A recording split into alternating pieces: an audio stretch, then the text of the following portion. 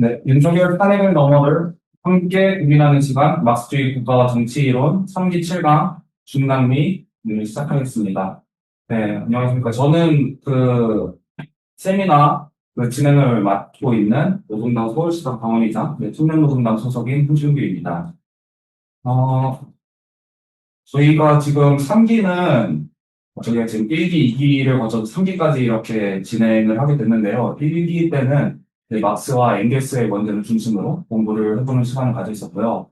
2기 때는 이제 레닌과 이제 카우츠키의 이제 그 논쟁들, 그리고 이후에 이제 트로츠크와 스탈린의 논쟁을 이제 함께 공부를 해보았습니다. 근데 저희 3기 같은 경우에는 이제 좀 더 최근에 이제 사회주의 그 주류들의 경향을 살펴보기는 시간인데요. 이제는 저희가 이제 21세기 초까지 와가지고, 그때 이제 중남미의 그 상황에 대해서 함께 공부를 해보는 시간을 갖고 있습니다. 그래서 오늘 다뤄볼 책은 이제 제임스 페트라스와 이제 헨리 벨트마이어가 이제 작성한 세계화의 가면을 벗겨라 21세기 제국주의라는 제목의 책입니다. 오늘 특별히 이 저자를 이제 번역해주신 원영수 동지께서 와주셔가지고 발제 후에 코멘트를 이제 해주실 예정입니다. 다들 이제 많은 기대를 가져주시고요. 우선 오늘 세미나 진행은 먼저 이제 남구영 교수님께서 이제 책 내용을 간단하게 해설을 해주신 다음에 제가 이제 발제를 맡아가지고 이제 발제를 한 후에 이제 원영수 동지께서 코멘트를 해주신 후 이제 자유 토론을 진행할 예정입니다. 네, 그러면은 남구영 교수님의 이제 해설을 듣도록 하겠습니다.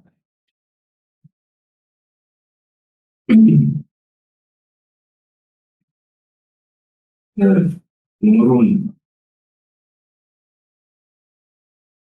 사회주의의 여러 가지 조류 중에는 우리가 이 막스 레닌부터 시작해서 유럽의 삼인주의, 소련의 오르소독스, 또 최근에 들어와서는 이제 신자유주의라는 반독인데 제3의 길 이론들 이런 걸 좀 살펴봤었죠. 오늘은 이제 남미의 흐름을 좀 보자.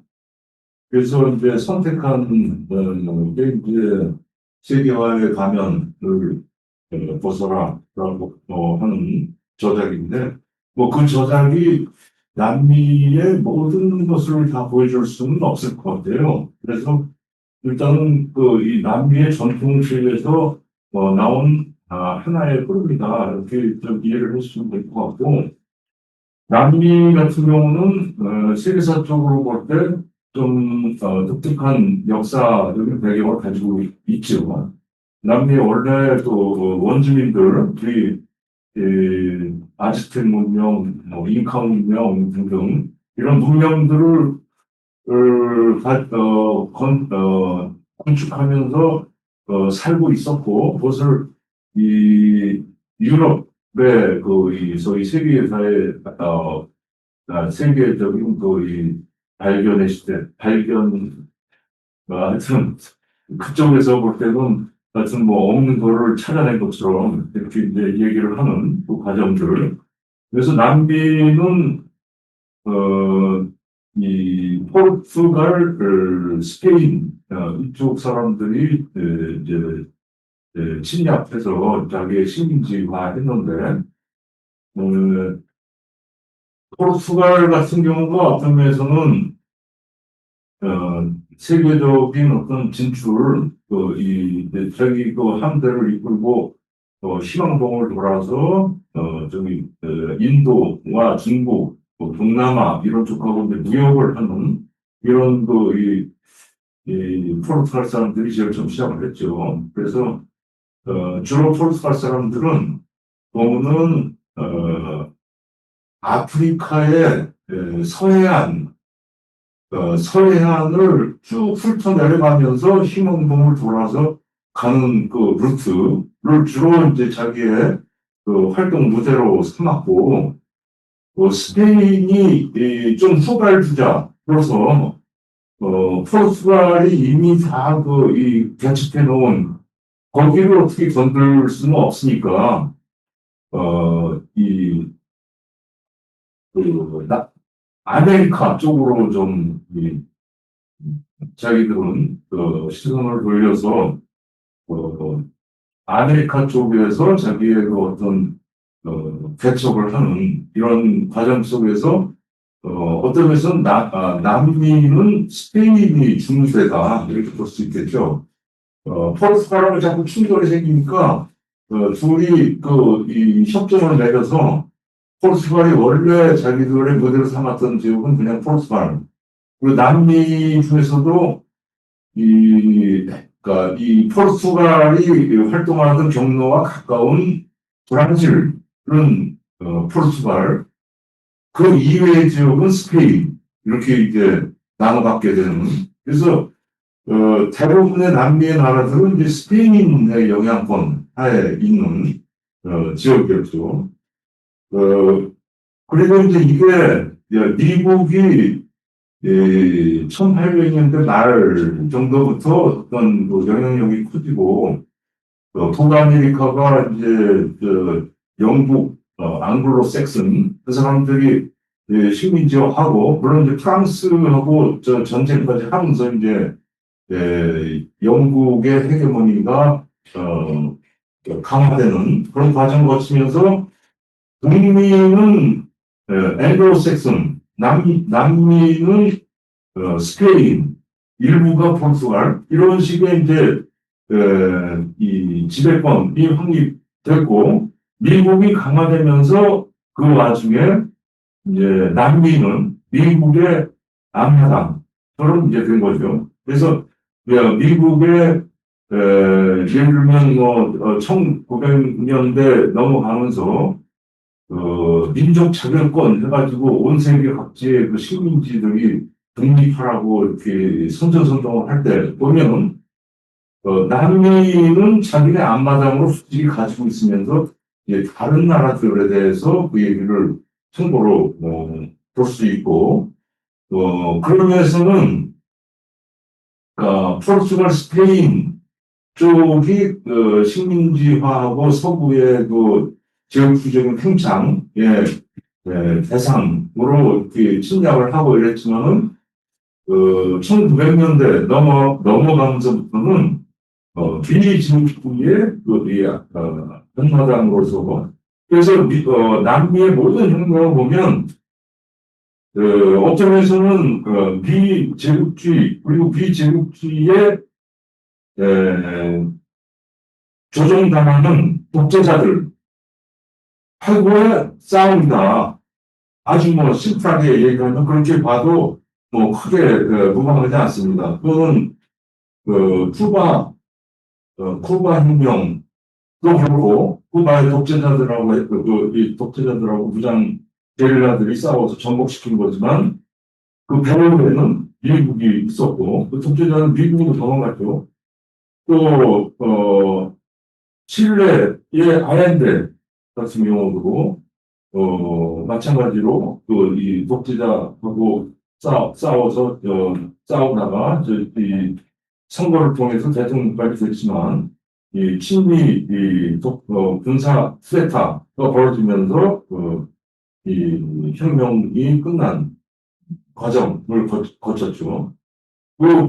베네수엘라 또 니카라구아 이런 나라들이 다 그 나라의 이 독재자들하고 이 쿠데타 내전 이런 걸 거치면서 이제 혁명을 해서 나라를 이제 뒤집은 이런 과정들을 거쳤다는 것입니다.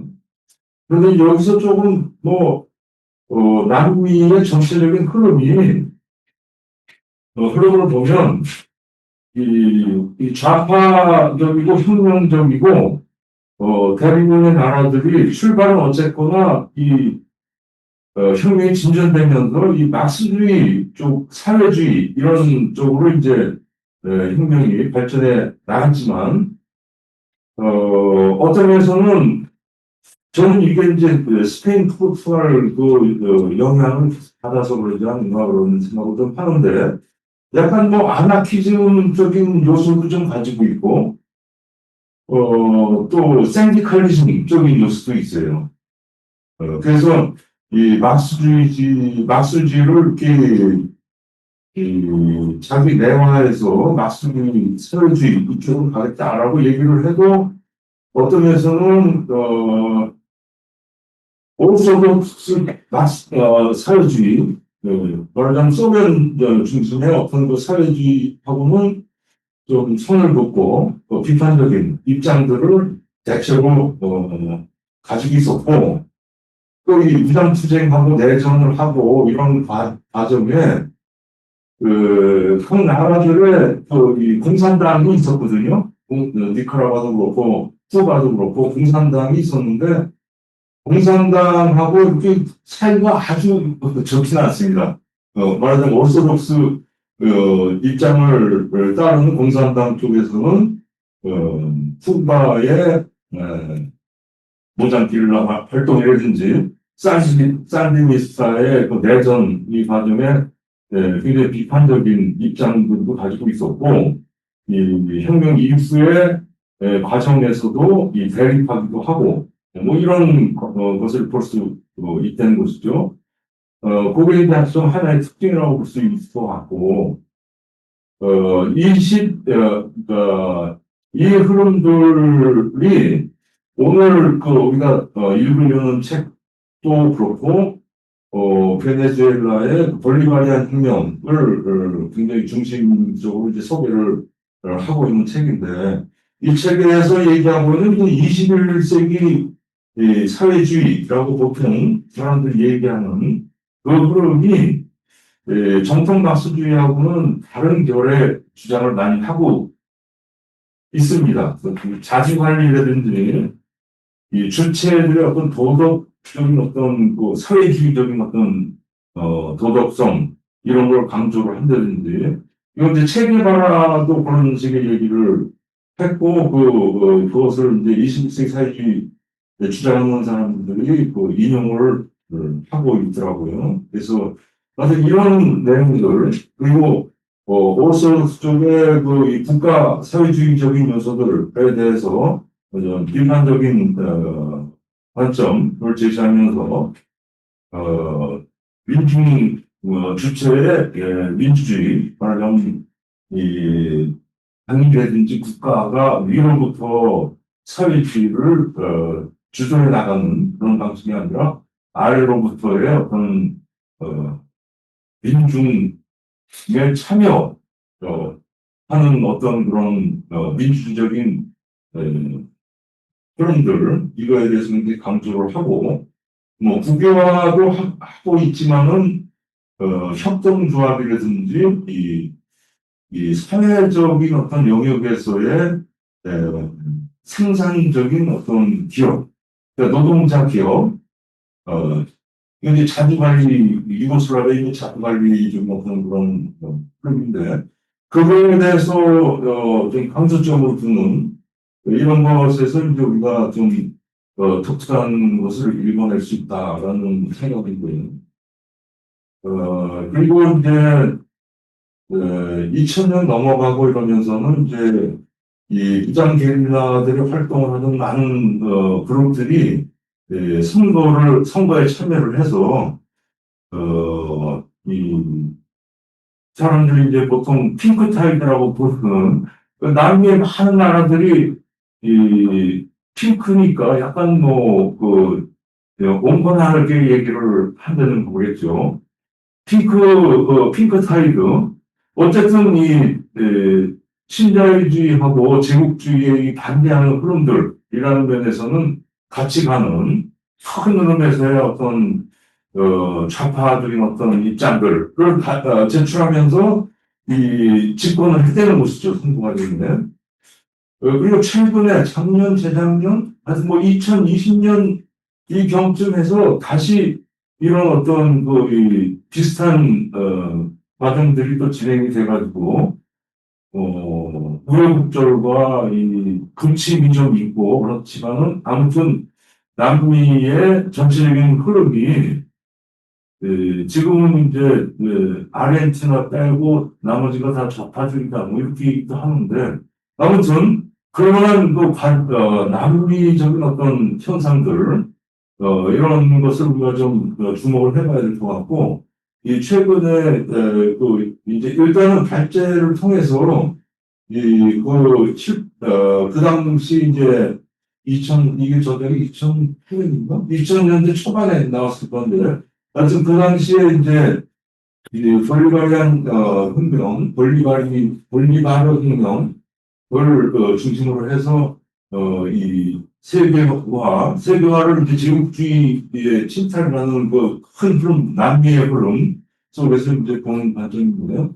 이것을 좀 발전을 일단 들어보고, 좀 최근에 2000년대 초반 얘기니까 최근에 와서 또 새로운 변화들이 많이 어, 어, 이, 그러니까 우리가 이제 최근에 새로운 변화들을 좀 볼 수 있는데 그것에 대해서는 이 남미 문제에 대해서 굉장히 뭐 논의도 많이 쓰시고 책도 많이 번역도 하시고 그래서 어, 그리고 계속 이 과정들을 추적하고 계시는 원영수 선생께서 좀 얘기를 최근의 과정들 이 2000년대 초반에 이 21세기 사회주의가 막 얘기되었던 그 이후에 어떤 과정들이 있었는가 이런 얘기는 좀 더 자세히 들어볼 수 있는 기회가 됐으면 좋겠습니다. 네. 이제, 발제 진행 맡은, 발제문은,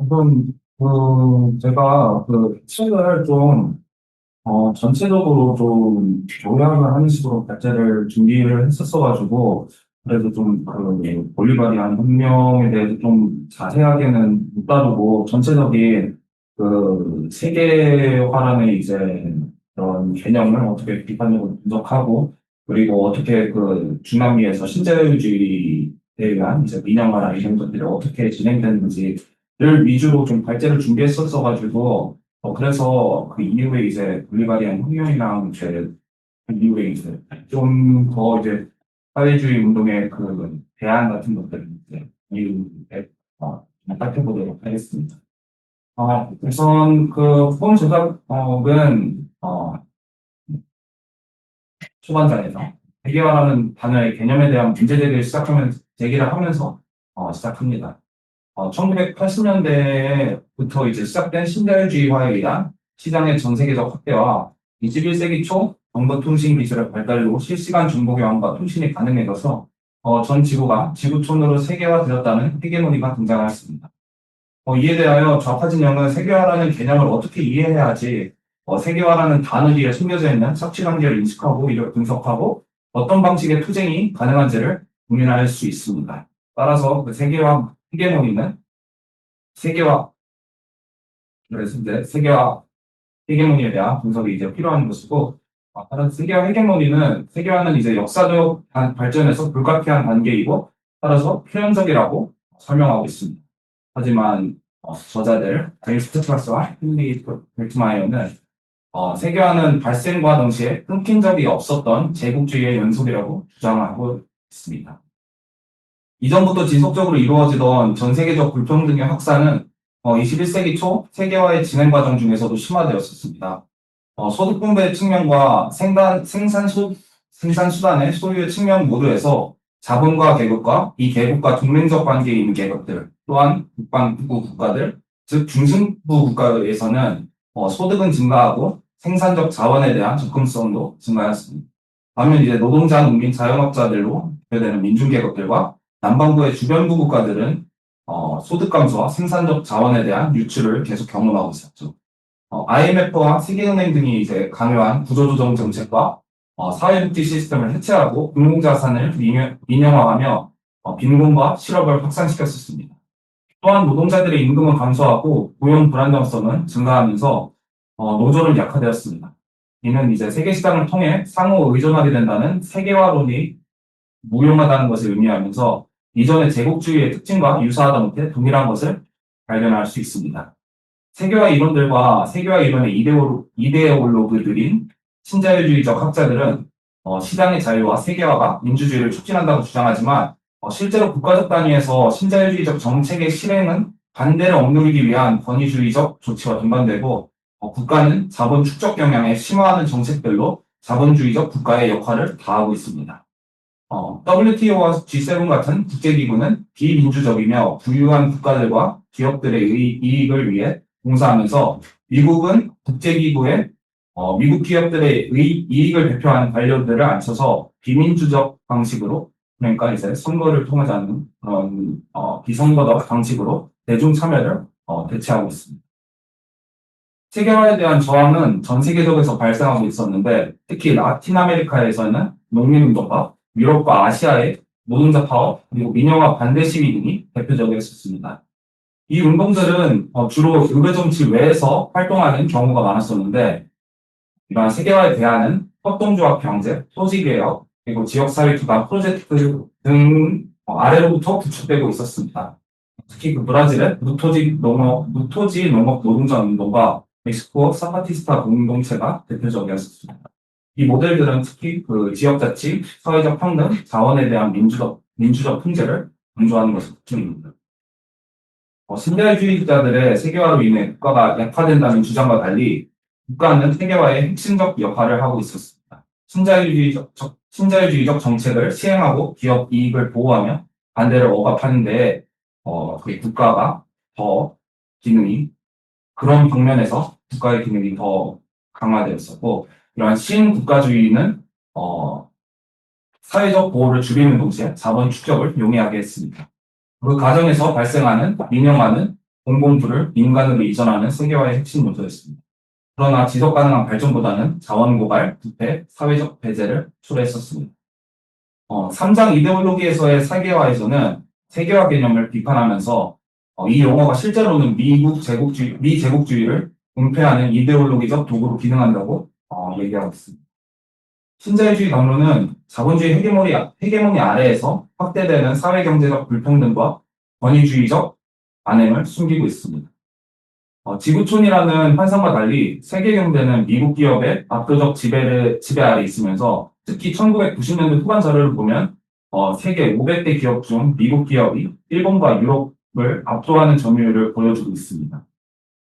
저자들은 신흥시장이라는 그런 신화도 비판을 하고 있는데 아시아와 라틴 아메리카 경제는 초기 낙관론에도 불구하고 위기와 민영화로 약화되었었고 결국 미국과 유럽 기업에 의해서 인수되면서 중속되었습니다.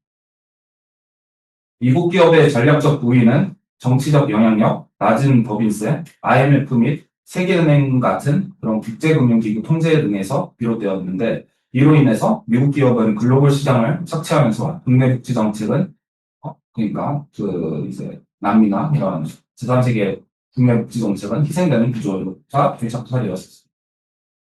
자본의 국제화는 경쟁력이 아닌 이윤 추구에 의해서 주도되었습니다.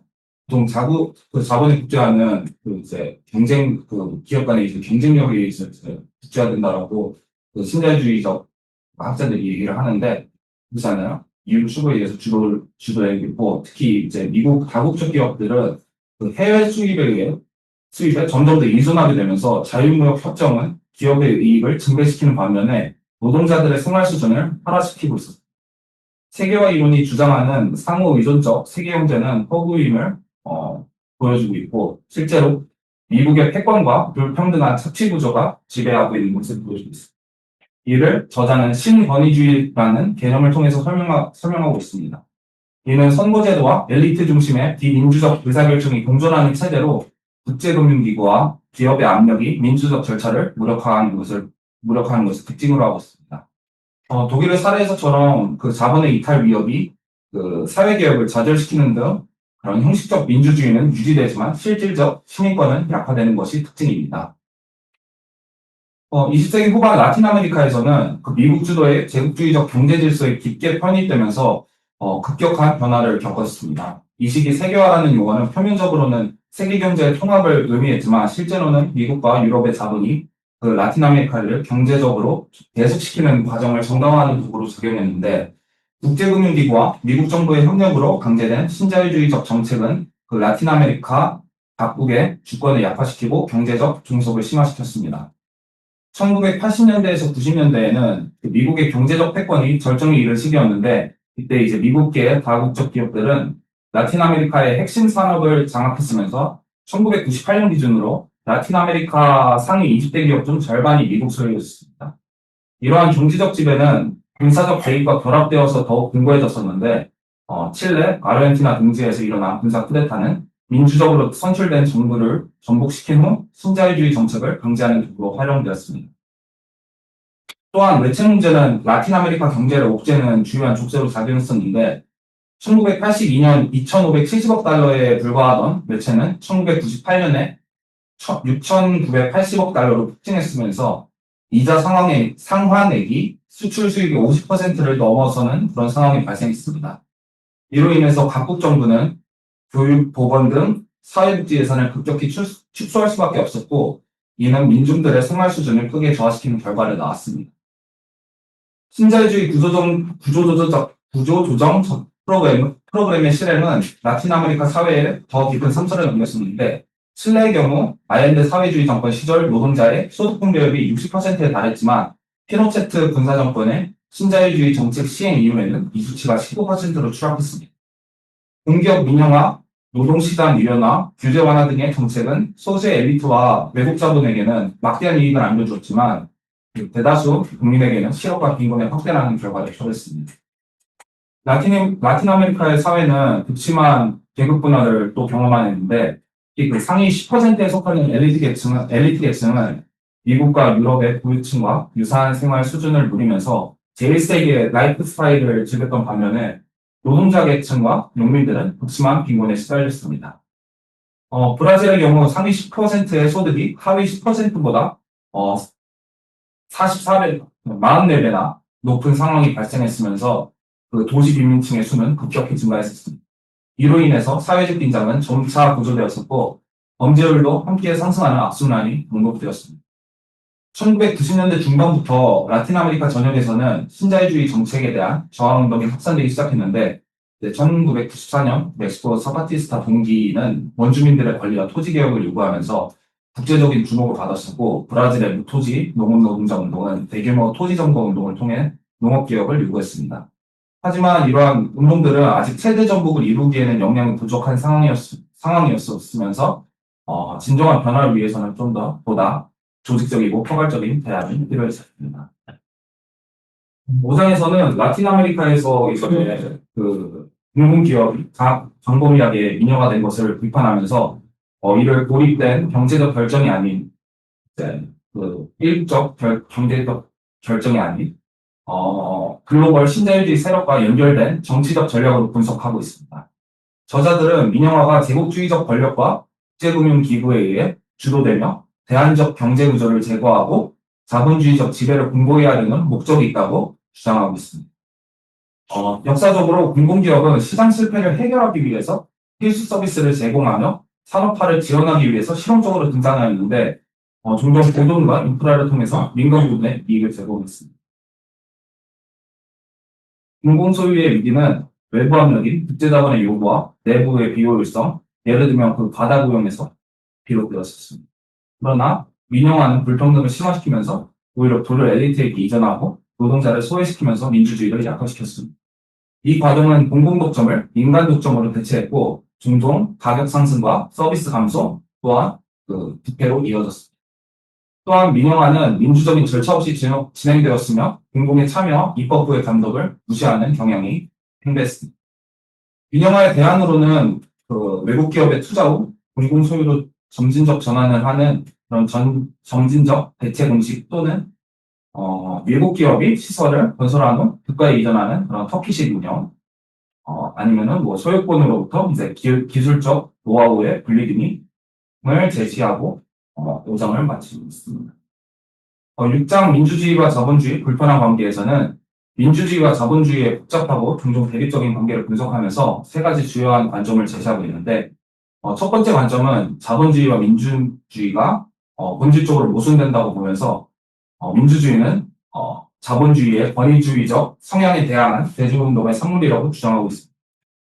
두 번째 관점은 자본주의와 민주주의가 상호 강화된다고 보며 자유시장이 개인주의와 다원주의를 혁신해 민주주의의 기반을 마련하고 민주주의는 자본주의 성장을 위한 안정성을 제공한다고 보고 있습니다.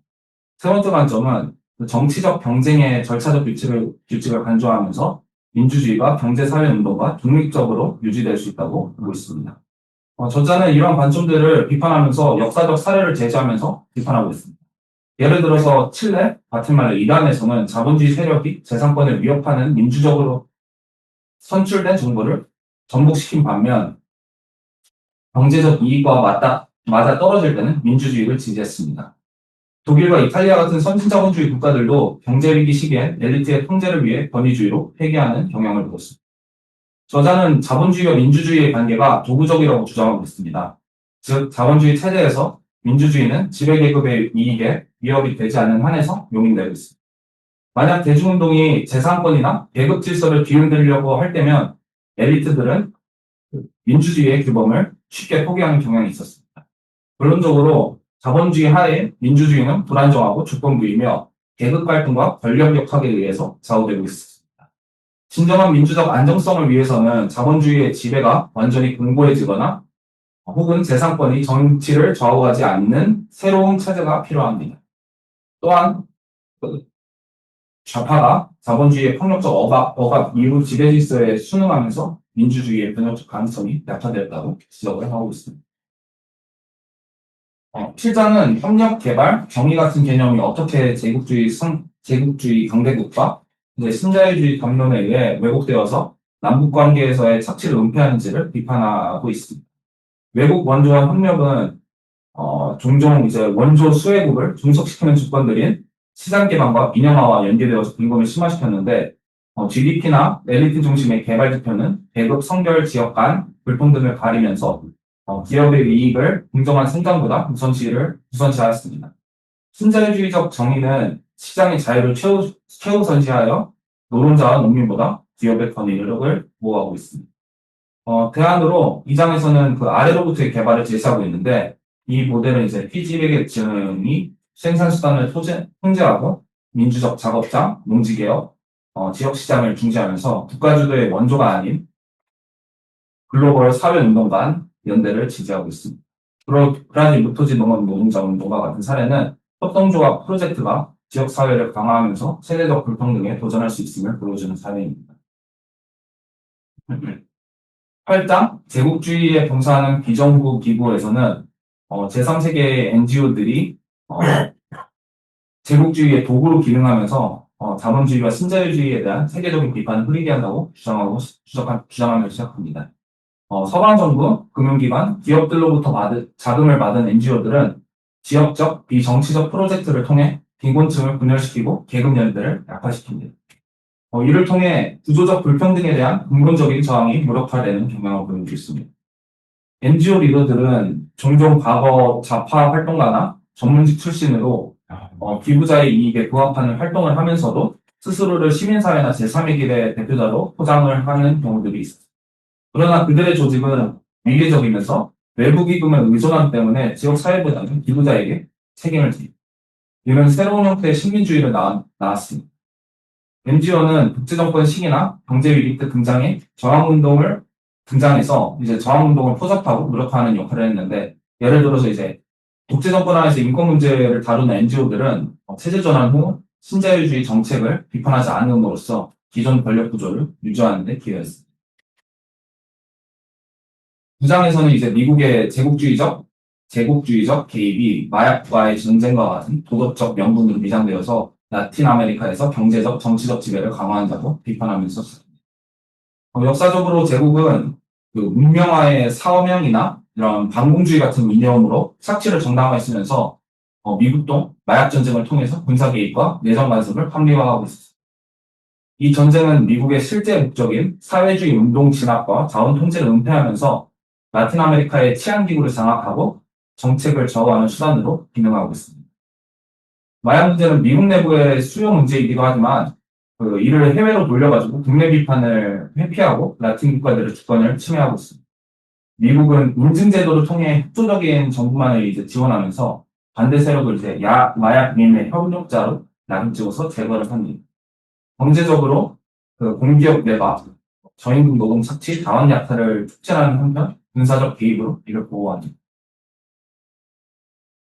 저항은 이제 무토집 농업 노동자 운동, MST와 사파티스타, 그리고 콜롬비아의 FARC 같은 농민 게릴라 운동에서 나타나고 있습니다.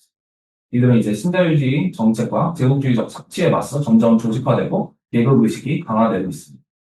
결론적으로 미국의 제국 건설은 초국적 기업의 이익과 경제적 불균형에 의해서 추동되지만 농민운동의 성장은 이에 대한 도전으로 작용을 하고 있습니다. 마약 전쟁은 제국주의적 통제와 자본주의적 착취의 결합을 상징하면서 농민 저항은 이러한 변형의 가능성을 보여주고 있습니다. 시장에서는 1960년대부터 이제 2000년대까지 라틴 아메리카에서 우익 세력의 전략 변화를 분석하면서 좌익운동 및 미국의 이제 제국주의와의 상호작용을 강조하고 있습니다. 우익은 정세에 따라서 다양한 전략들인 선거정치, 대중시위, 폭력적 탄압 등을 이용하였었는데 20세기 중반 좌익 및 포퓰리스트 정권이 부상하자 우익은 1964년 브라질과 같은 군사 쿠데타와 미국의 지원을 받은 반공 이데올로기를 통해 대응했습니다. 1970년대에는 칠레의 피너체트와 같은 군사 독재 정권이 신자유주의 정책을 강행하면서 부와 권력을 집중시키고 반대 세력을 폭력적으로 억압했습니다. 1980년대에는 대중의 저항에 직면해 우리는 이제 재민주화 전략으로 전환하여 신자유주의 구조를 유지하면서 통제된 선거를 통해 권력을 유지했습니다. 미국은 보수단체를 지원하면서 중도파 지도자를 포용해 좌익을 고립시키는 데 핵심적인 역할을 했습니다.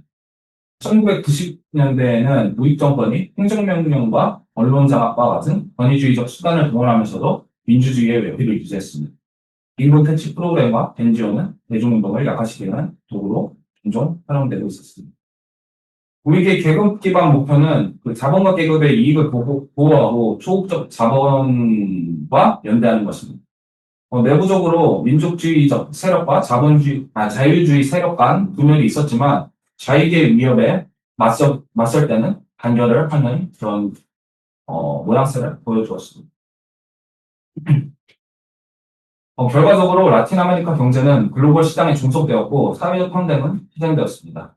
우익은 현재 선거 체제 내에서 운영되지만 도전받을 경우에는 폭력으로 해결 준비가 되어 있으면서 신자유주의 패권에 대한 강경한 입장을 보수하고 있습니다. 한편 좌익의 계급이식 부재는 이러한 전략에 대한 효과적인 저항을 약화시키는 그런 문제가 있다. 한편 좌익의 계급이식 부재는 이러한 전략에 대한 효과적인 저항을 약화시켰습니다. 마지막 장은 이제 제국주의가 지배하는 세계에서 사회주의의 가능성과 도전을 탐구하는 장이었습니다. 저자들은 세 가지 핵심 질문을 제기하면서 장을 시작하고 있는데, 첫째, 제국주의 시대에 사회주의가 가능한가? 둘째, 혁명적 주체성이 형성될 수 있는가? 셋째, 세계 자본주의 속에서 효과적인 사회주의 전략이 존재하는가? 저자들은 제국주의가 구조적 계약을 만들지만 동시에 이제 집단적 생산과 사적 이윤 추구 사이의 모순과 같은 객관적 조건이 사회주의 변혁의 기반이 된다고 주장하고 있습니다. 역사적으로 사회주의 혁명은 제국주의 갈등 속에서 발생해 왔었는데 파리 꼬민과 그리고 러시아 혁명, 중국과 베트남의 반식민지 투쟁이 그 예시입니다. 또한 소련의 붕괴가 사회주의의 종료를 의미하지 않으면서 라틴 아메리카와 아시아에서 계속되는 반제국주의 운동이 이를 증명한다고 강조하고 있습니다. 그러나 혁명의 성공을 위해서는 계급의식과 조직화된 저항과 같은 주관적 조건이 필수적인데 현재 반제국주의 운동은 다양한 형태로 나타나고 있지만 통일된 계급 기반 전략이 아직 부족하여서 이를 실시하는 데 필요합니다. 국가의 역할도 중요한데 사회주의 변혁을 위해서 경제 민주적 통제, 자원 재분배, 권력 분산 등이 되고 있습니다.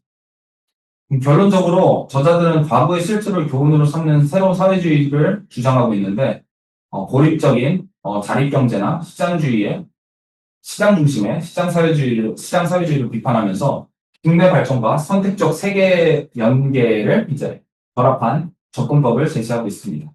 궁극적으로 제국주의의 위기는 집단 행동과 민주적 통치에 기반한 사회주의 대안을 위한 기회를 제공한다고 강조하면서 마무리하고 있습니다. 그러면 이제 마스터 세미나 재개하도록 하겠습니다. 이제 지금부터 이제 이 세계화의 가면을 벗겨라 이 저작을 이제 번역해 주실 그 원영수 선생님께서 좀 더 코멘트를 이제 해주실 건데 원영수 선생님께서는 이제 중남미에 이제 넘자하고 다양한 이제 사회주의 관련된 문제나 번역들을 하시는 네. 원영수 선생님 네, 안녕하세요. 윤호수입니다. 발제를 아주 잘 요약을 하셨고요. 왜냐하면, 근데 이제 아까 남준 선생님이 이제 볼리바리주의 혁명에 대한 거라고 말씀하셨는데, 그건 아니고요. 왜냐하면 이 책이 이제 제가 번역한 거는 2008년인데, 책이 나온 거는 2000년, 2001년인가. 2001년 보시기는 지금 한 25년 전인데 사실 상당히 격세지감이 있어요. 왜냐하면 이 얘기가 사실 한국 같은 경우는 실제로 운동권 중에서도 아직까지 이제 이 신자유주의 세계가 뭔지가 정리가 안 돼 있던 시기라고 보시면 돼요.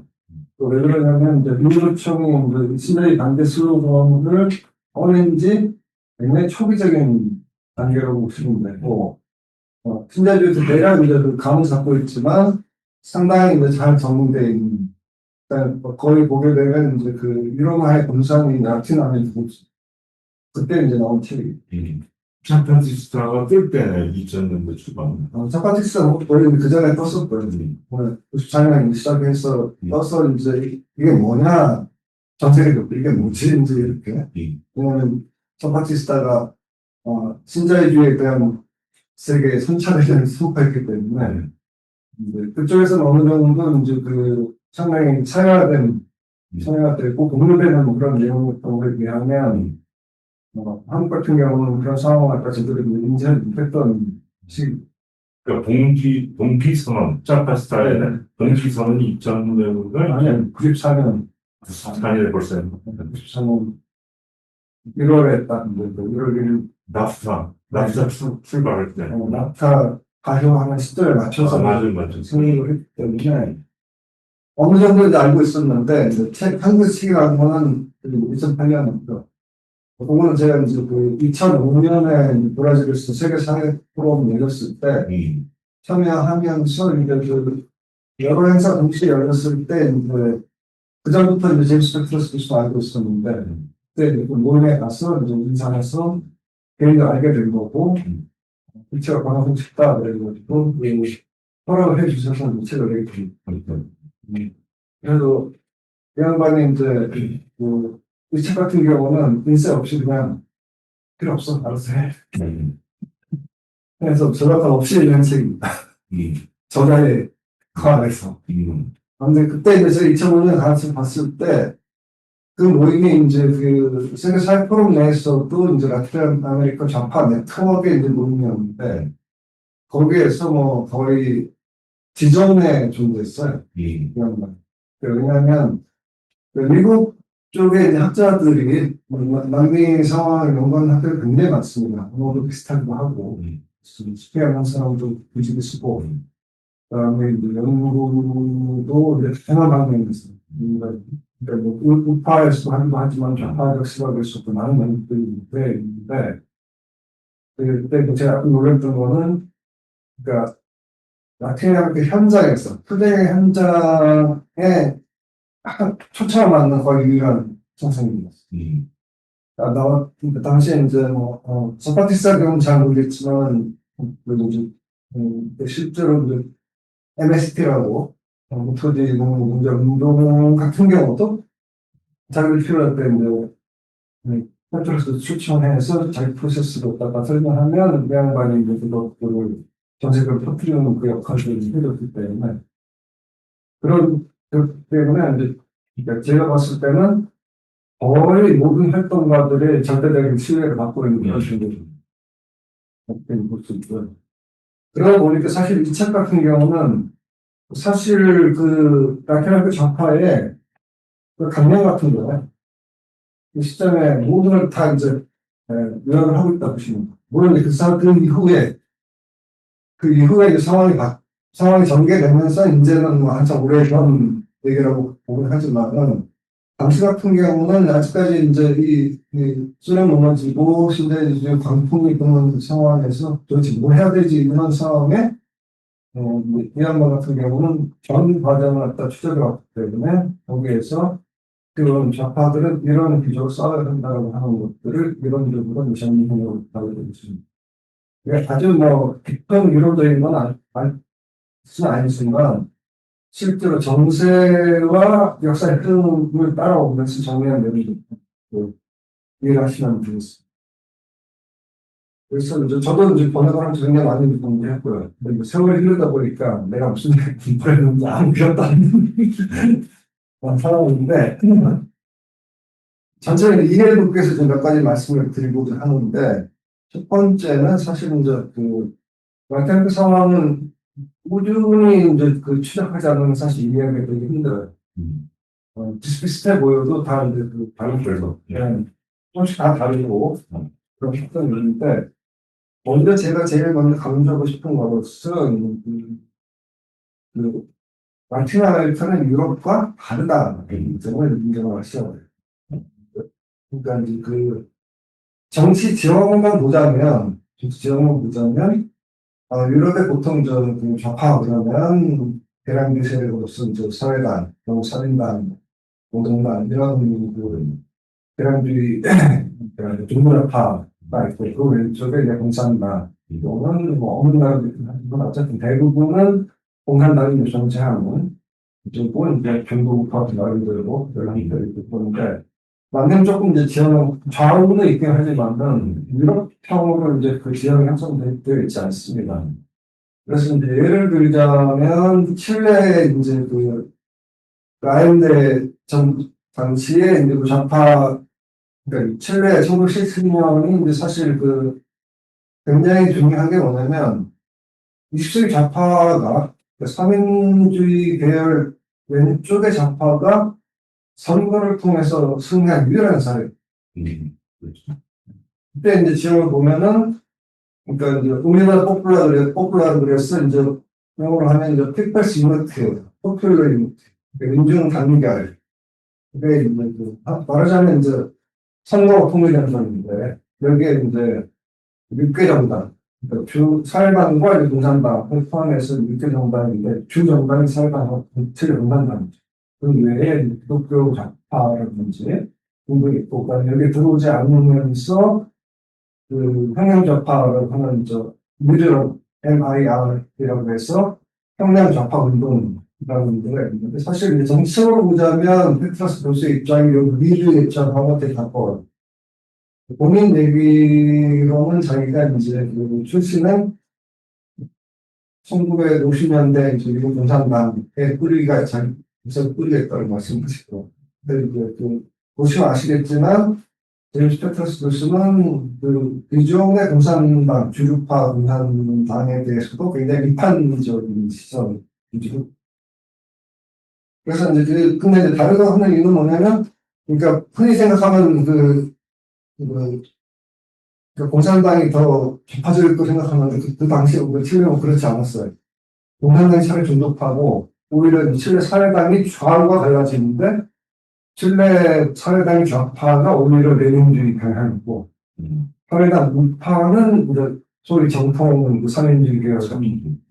이렇게 되다 보니까 이제 공산당이 중앙에서 사회당을 놓고서 사회당의 좌우를 조율하는 그런 입장이었던 거고, 그다음에 거꾸로 이제 그 아엔데는 사회당 출신이긴 하지만은 그 종합파라는 위해서 동산나라 입장에 가까운 뭐 이런 정책 상황들이 형성됐어요.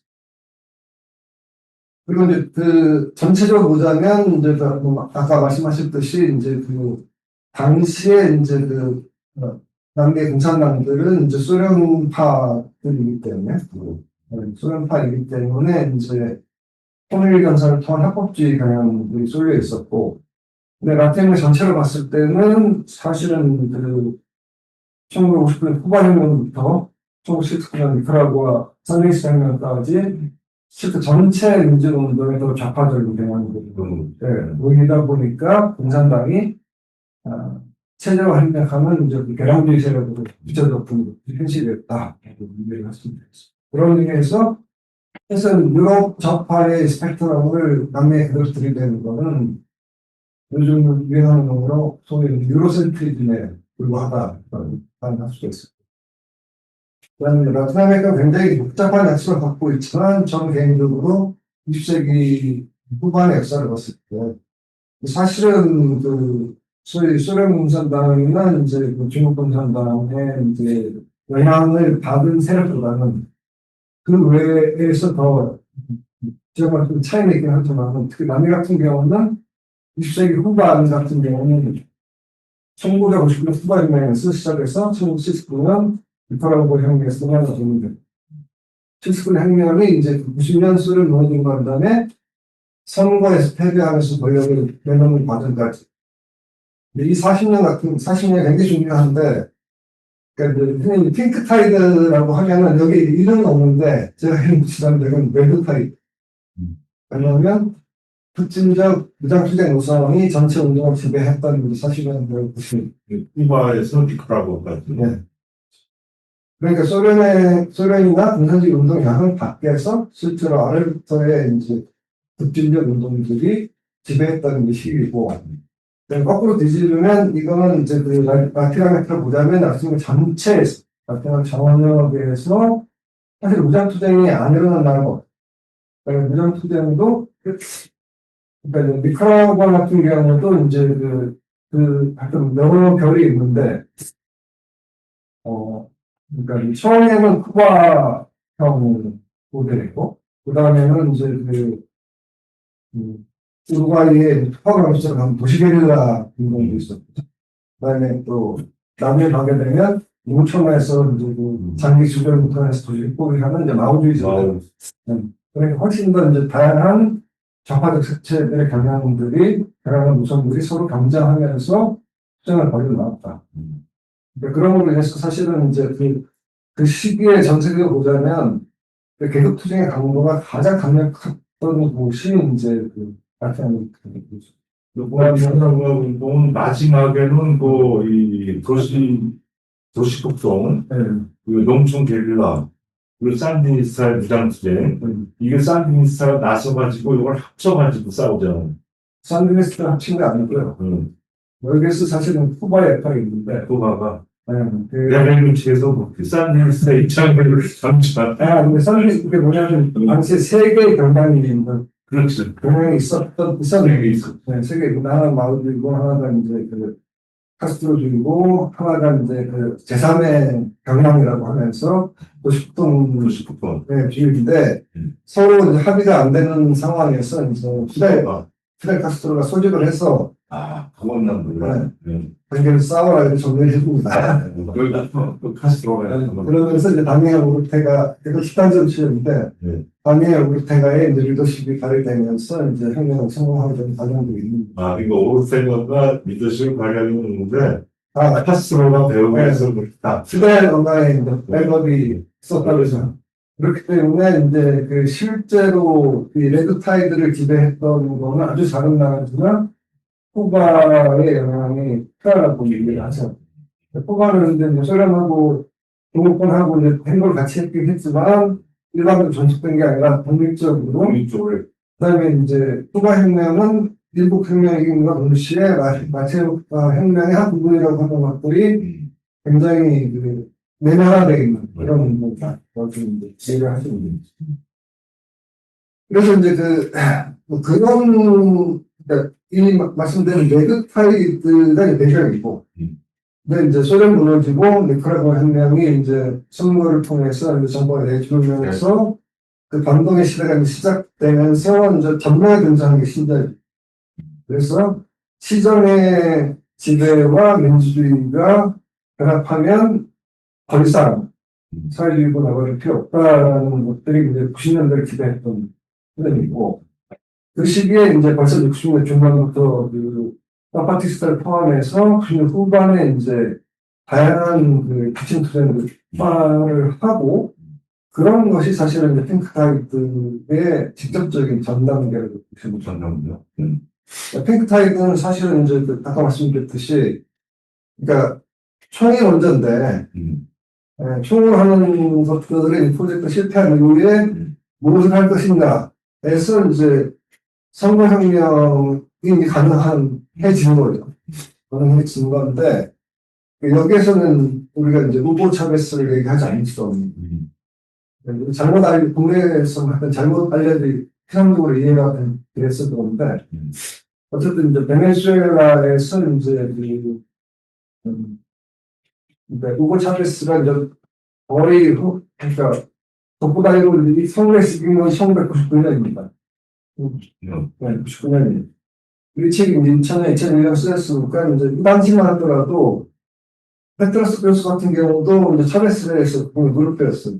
그래서 92년에 이제 군부 쿠데타를 일으켰고, 근데 이제 그 개인의 정치적 힘이 아니라 실제로는 인류 내에서 이제 좌파 세포 조직들을 가지고 있었고, 이제 그 상황 속에서 군부가 일방적으로 한 것이 아니라 당시 베네수엘라 좌파 운동과 이제 연계 속에서 우리가 그들 동원하면 그들이 총파업을 들어가면서 정권을 정복하는 증명한다였는데, 운동권들이 이제 말로만 총파업한다고 이런 꼴들 빵꾸를 낼 거예요. 그래서 쿠데타가 이제 나가야 되는 거죠. 나가야 되는데, 그때 이제 찰스 기지를 발휘해서, 그러니까 왜냐하면 이제 이미 판이 끝났는데, 그러니까 저항을 하게 되면 불필요한 이제 인력 피해가 발생할 수 있기 때문에 자기가 이제, 그러니까 불행하게 그 당시에는 핸드폰이 없어가지고 자기들끼리 연락이 안 됐어요. 그래서 이제 찰스가 텔레비에 나와서 한 1분 정도 연설해요. 연설하는 내용이 자기 편한테 수도 카르타스 판이 끝났으니까 거기서 공개하면 안 돼 하는 메시지를 전달합니다. 그래서 마지막에 동기들 모든 자료수 나에게 있고 for hour라고 했어. for now. 지금은 우리가 실패했습니다. 저는 이 유명한 연설을 해요. for hour라는 단어가 아주 일상적인 대화인데 차베스 이래서 굉장히 나온 순간에 그래서 감옥에 들어온 거예요. 감옥에 들어서 2년 정도 있었는데 이제 92년에서 99년까지 이제 감옥에서 이제 생활을 하고 나와서 전국 한 4바퀴 돌았다고. 4바퀴 정도 돌면서 베네수엘라 모든 일반 민중들하고 모든 단체 사람들하고 해서 이제 새로운 운동 만들자고 설득했는데 잘 안 됐어요. 잘 안 됐는데 어차피 대선에 나가서 혼자 워낙 그 부패 구조가 그러니까 좌우가 심한 거니까 당선이 됐어요. 됐는데 이제 뭐 대통령 되면 할 수 있는 게 없는 모금 분투를 하다가 전환점은 사실은 핑크타이드는 그러니까 이제 설사 됐으니까 99년부터 시작된 게 아니에요. 2006년에 이제 우리 시간은 이제 탄핵 쿠데타가 일어난 거예요. 의회에서 차례스 넣다가 이제 핑계대가지고 집에서 탄핵을 하고 그다음에 군부대 가급성을 죽으려고 하던 상태에서 이 시점에서 이제 수도 카라카스에서 전례없는 차베스 돌려도 하면서 이제 수십만이 이제 내려와서 의회를 포위하고 나와 있는 군인들을 무력화시키면서 하는데 이제 차베스 지지하는 군인들이 차베스가 적절한 시점에 이제 부추하면서 차베스가 백을 합니다. 이게 이제 2000년 사태. 그래서 이제 쿠데타인데 쿠데타를 민주힘으로 뒤집은. 그러니까 남미는 그러니까 19세기부터 독립 전부터 독립한다는 20세기에 어느 나라를 들여다보더라도 쿠데타 연속이라는 거예요. 근데 그 쿠데타를 민중행으로 뒤집은 첫사례가 됩니다. 쿠데타, 그자가 쿠데타 그러면 이제 원래 차베스의 이제 그 내각에서 다수는 였다. 그래가지고 일단 잠수. 그다음에 어떻게 해서 살려면은 국외 팔려야 된다고 하는 사람이 다수였는데 이게 그 대중투쟁으로 뒤집어서 살아올 수밖에 됩니다. 그러니까 그때부터 이제 그 차베스의 이제 그 소위 말하는 차비스모가 이제 그 베네수엘라 민중 상징하는 민족으로 바뀌게 됩니다. 그러니까 사실은 이제 이게 굉장히 중요한 사건인 게 우리가 분석을 다 이국적으로 하는데 사실 이제 그 룰라 같은 경우는 또 차베스한테 빚을 지고 있어요. 그래서 이제 원래는 룰라가 대통령이 되는 거는 문제가 됐을 1980년 선거에서 될 가능성이 높았는데 그러면 갑자기 그 개파가 불 꺼버린 다음에 룰로 그러니까 누가 이겼어 이렇게 선언해버리는 이런 일이 많이 자주 일어나요. 개파다가 불 쫙 닦아준 다음에 얘기하는 거야. 네, 시로 그런 일도 있었고 이런 일이 있었는데 근데 사실은 이제 그 뒤에 이제 그 브라질 같은 경우는 이제 그냥 종족 이론가 출신의 막스주의자 갖고 변신을 해가지고 대통령으로 할 때 이제 몰라지면서 논란이 이미 가능성이 없는 정치인으로 봤어. 이제 두 가지인데 하나는 이제 네 번째 나온 게 사람들이 먼저 식상해 하는 거죠. 되겠나? 이런 분들이 후배에 있었는데 하나는 운이 좋은 게 이제 여당도 이제 사람이 없다고 실제로 이제 교정 정치에서 지금 대부분 페이스가 없어요. 내세번 사람들이 없어갖고 왜냐면 네번 드리면 얘도 100, 세번 드리면 쟤도 100, 다 이런 식이라고. 별방 아니야. 네, 그래서 이제 여성 상황을 갖다 이제 그래서 사실은 이제 부르주아 정치가 여성을 내세우는 한편에서는 그 여성들의 투쟁이 있고 여성들의 사회적 지위가 발전하면서 점점 더 많은 여성들이 정치에 나서지만 초기 단계 같은 경우는 대부분 그 여성들이 여성의 지지에 기반하는 게 아니라 그러니까 강한 부르주아 정치를 그 색칠해주는 그런 역할이 있습니다. 그 당시에 이제 제가 이름을 잊었지만 여성을 이제 후보로 내세우는데 이 여자들을 갖다가 검찰이 압수수색하니까 집에서 100만 원을 현찰이 나옵니다. 그래서 우파가 갑자기 후보가 사라졌어. 그다음에 이 분위기가 그때 2002년 베네수엘라 사태가 있으니까 이게 남겨도 쭉 터져났어요. 그래서 갑자기 어느 순간에 분위기가 쓱 바뀌면서 올라간 거예요. 우리가 베네수엘라 차베스 이 등장한 게 이제 감옥 갔다 와가지고 2000년대 초반이잖아요.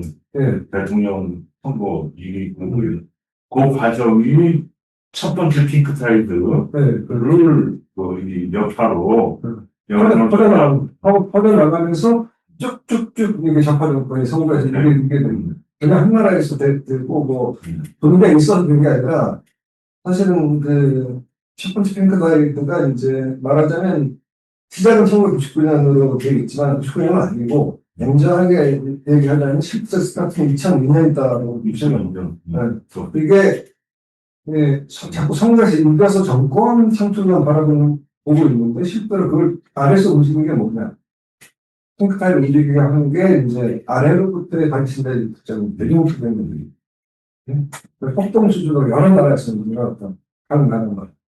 각 나라마다 중요한 투쟁들이 일어나면서 사실 전 세계적으로 보자면 반신자유주의 전선을 그러니까 공식적으로는 1995년에 프랑스에서 영국대학 담대에 버리고 97년 한국의 초파업이 이번인데 이게 이제 일회적 사건이 아니라 이 대중적 사건을 터져나가게 했던 거는 주로 남미의 대중 투쟁들이었다라고 느낄 수 있습니다. 그래서 사실은 페터스 교수가 사례로 들었던 이런 운동들이 다 이제 핑크타이드의 밑바닥을 까는 그런 투쟁들이었다. 투쟁이고 운동이었다라는 생각하시면 되겠습니다. 그래서 이제 핑크타이드 자체는 간단히 요약하면 이제 2000년 초반부터 시작해서 2013년까지 약 7년간 쭉 갑자기 지도가 빨개지는 픽스를 쫙 되는 그때 이제 차베스 역할이 굉장히 중요했고 그다음에 2013년에 이제 근데 차베스는 이제 이 선거의 공화를 바꿔버렸어요. 선거 불패신화로. 선거 불패신화가 만들어지면서 대선부터 시작해서 총선, 지방선 다 이기고. 아이, 그래서 한 15년, 19선 정도, 당연히 중간에 이제, 이거는 끝까지 굉장히 중요한 문제인데, 지금도 문제가 되고 있는 것들이 후계의 문제. 그러니까 남미도 이제 불신화이기 때문에, 양쪽밖에 하는 거 안 해요. 삼선이 불가능한데, 가능하게 하려고, 삼선 개헌을 해서 처음 한 거죠. 그래서 유일하게 한 번 지금, 그 다음에 다시 또 뒤집어서 이기는데, 그러니까 이제, 원래 이제, 몰라도 끝난 거잖아요. 끝나고 호색도, 지금 호색한테 주는 건데, 사람이 없으면 다시 나오는 거예요. 다시 나오면, 이게 이제, 그러니까 정권 재생 상황에서 이제 사실은 대표하는 것이 이제, 퍼스널 리즌이라고 해서 개인 정신, 개인의 정치가 또 집중되는 거니까. 핑크타이드에 이제 어떻게 보면 정치적으로 굉장한 취약점. 근데 전 사설을 주는 것 같은데, 보이서 나누고 하다가 그 사람이 어떻게 되니까 갑자기. 예, 말씀드렸듯이 실제로 유럽이든 현재 상태의 정치는, 그러니까 트럼프도 그 상태인 거죠. 원래 유럽 정치는 트럼프도 마찬가지고, 유럽도 마찬가지고, 실제로 이제 유럽은 조금 나은 편이에요. 그래도 이제 100년, 150년의 정치에서 조금 나은 편이긴 한데, 그들도 대중에게 그렇죠. 설득할 수 있는 메시지도 없고, 그럴 만한 인물도 없고, 그런 거예요. 그래서 전반적 이제 속도에 얘기하면, 대부분 정치가 그냥 개마선언해요. 개인주의들이고, 민대 정치고, 이런 거는 버티고 있다고 하는 거죠. 일단, 그러니까, 핑크타이드가 이제 어쨌든, 그러니까 좌파의 인권을 바꿨다는 얘기를 하셔야 돼요. 그냥 선거는 안 된다. 그전까지 수백 번 선거를 했는데, 그러니까 혁명을 해야 된다고 좌파들이 주장했던 건데, 이제, 혁명도 안 되고, 선거도 안 되고 할 게 없잖아요. 근데 이제 선거에서 남미 선거로 돌파를 한 거예요. 돌파를 하니까 이제 유럽에서 이제 에서도 사실은 좌파들이 삼인당이라고 하더라도 당연히 쉽지 않거든요. 쉽지 않은 그렇고 10년을 기다리다가 이제 되고 되더라도 이제 절대다수 되는 경우는 굉장히 드물이 있기 때문에 타협을 하다 보면 기층에서의 이제 기대는 방주마, 방주마 이렇게 나오는 이런 것들이 이제 정치고 이런 것이 현실 정치다. 내가 우리끼리만 이렇게 하는 거에 너무나도 이제 이렇게 뭐라 그럴까요? 주눅 들어 있는 게 전 세계 국민들의 상태라는 거예요. 근데 어쨌든 남미에서는 일단 선거혁명에 도와갔다 만들어냈다는 것이고, 그래서 이제 그게 이제 핑크타이드가 지금 이제 1단계가 있고, 티벳 죽고 나서 그거가 이제 반동이 오면서 2013년에서 한 18년까지 한 5년 정도 쭉 못받아버리 복귀를 합니다. 하면서 그 시점에 핑크타이드 끝났어 하는 시점에 다시 2018년부터 다시 거꾸로 우파시켜놓으니까 더 알잖아요. 우파들 가지는 시라고 하는 거. 옛날에 유명하게로 하는 거고, 보면 다 썩은 놈들이고, 개인적 비리부터 다 나오다 보니까 이제 우파가 이제 정파를 말했으니까 우리 세상이라고 하는데 우리 세상이 얼마밖에 못 가는 거예요. 그래서 2018년, 19년부터 시작해가지고, 이게 사실은 좀 놓쳐놓은 부분이 뭐냐면, 이제 볼리비아 에고 모라레스 정권은 또 이제, 문제가, 거기도 후배 문제가 있는데, 그래서 이제 개헌 문제가 있고 그랬습니다. 논란은 있긴 하지만 자체는 선거에서 문제가 없는데, 우리 또 배운 거예요. 우리 또 칼라일러 스타일을 배워가지고, 뒤집어버리고. 그러니까 금경이 이제 틀어가지고 여러 가지 날렸는데, 어제도 다시 교육투쟁들이 들고 일어나서 몰아낸 다음에 다음번 1년 이내에 다시 선거에서 이제 다음 재판을 세우는. 그래서 두 번째로 쿠데타가 일어나고 이제는 좀 문법이 달라졌어요. 그다음에 이미 쿠데타를 하더라도 쿠데타를 뒤집을 수 있는 좌파의 영향 또는 국민들의 이런 대중들의 영향이 있다라고 하는 게 증명된 상황이 됩니다. 그러니까 우리들로서 이제 난감한 이제 그런 상태인 거고, 그러다 보니까 사실은 이제 우리 탄핵국에서 드러났던 이제 이런 그 소위 최근에 좀 요거는 무엇해야 법률을 위한 전쟁. 그러니까 그러니까 우리나라도 이제 예를 주세요. 네.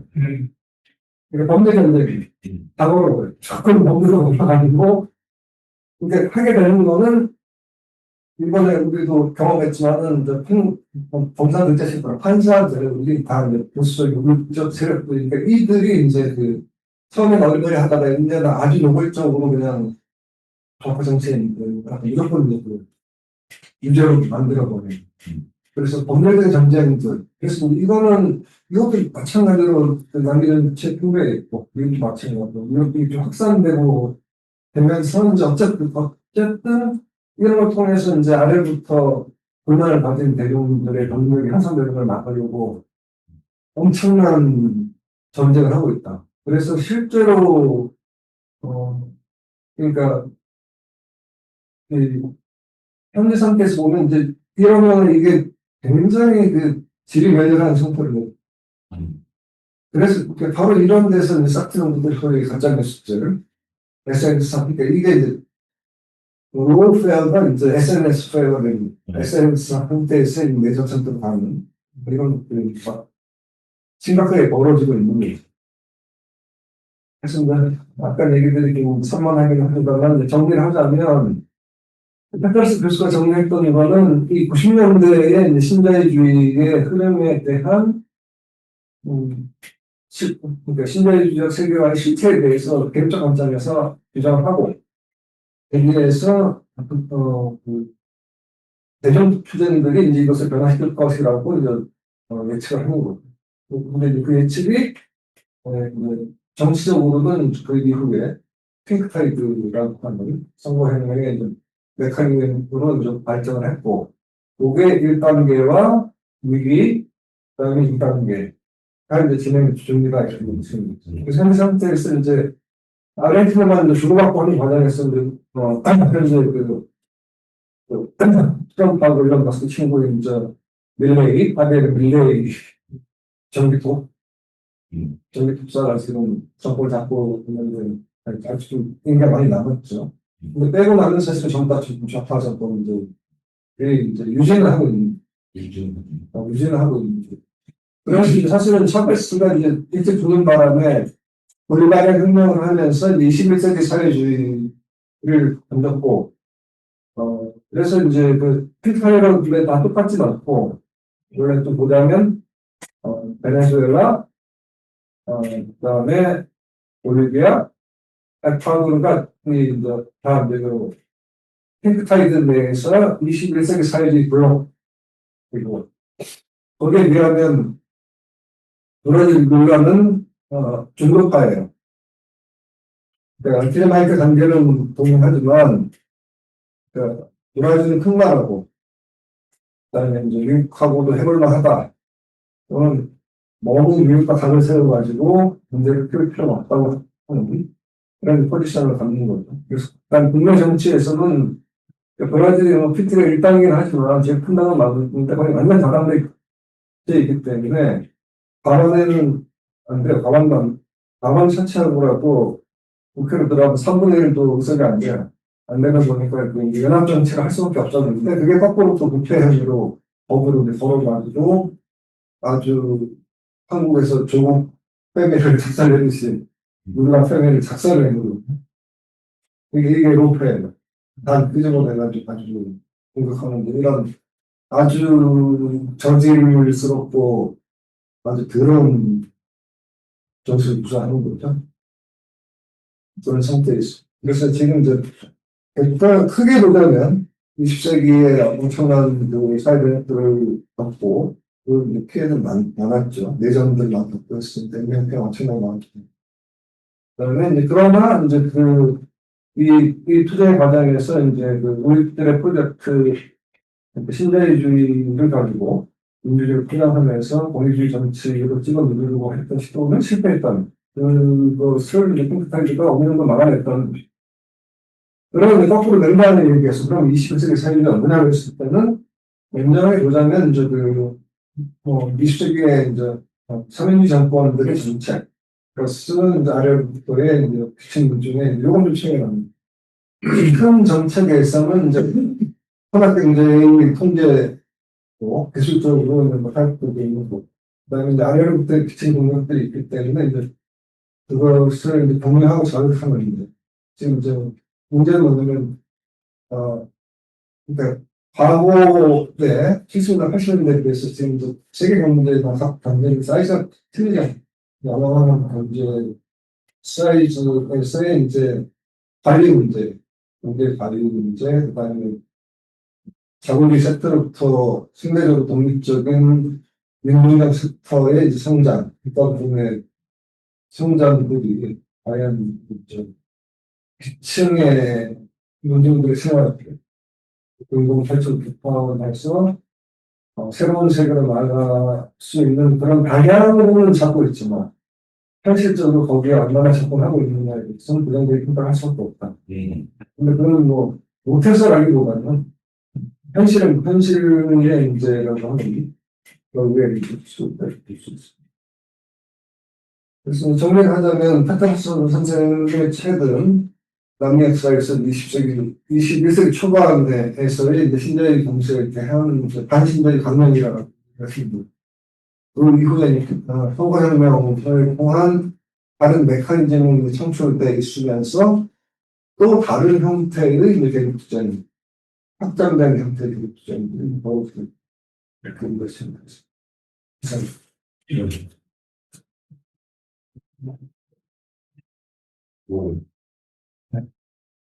거의 이제 두 번째 이제 강의를 해설을 해주신 원영 선생님 너무 감사드리고요. 아 정말로 이제 책에 나와 있지 않는 이제 책 외적인 이제 라틴 아메리카의 이제 상황들이나 그런 것들을 잘 설명해 주셔가지고 너무 도움이 많이 됐었던 것 같은데 그럼에도 불구하고 그 저기 남한에서는 그 라틴 아메리카의 상황에 대해서 굉장히 잘 모르는 그런 동지들도 많을 것 같아요. 그래서 좀뭐 궁금한 점이나 아니면 질문하고 싶으신 점들이 있는 부분들이 있을 것 같아서 혹시 있는 동지들은 마이크 켜고 말씀해 주셔도 되고 아니면은 여기 채팅창에다가 남겨주셔도 될 것 같은데. 뭐 보시는 분 생각.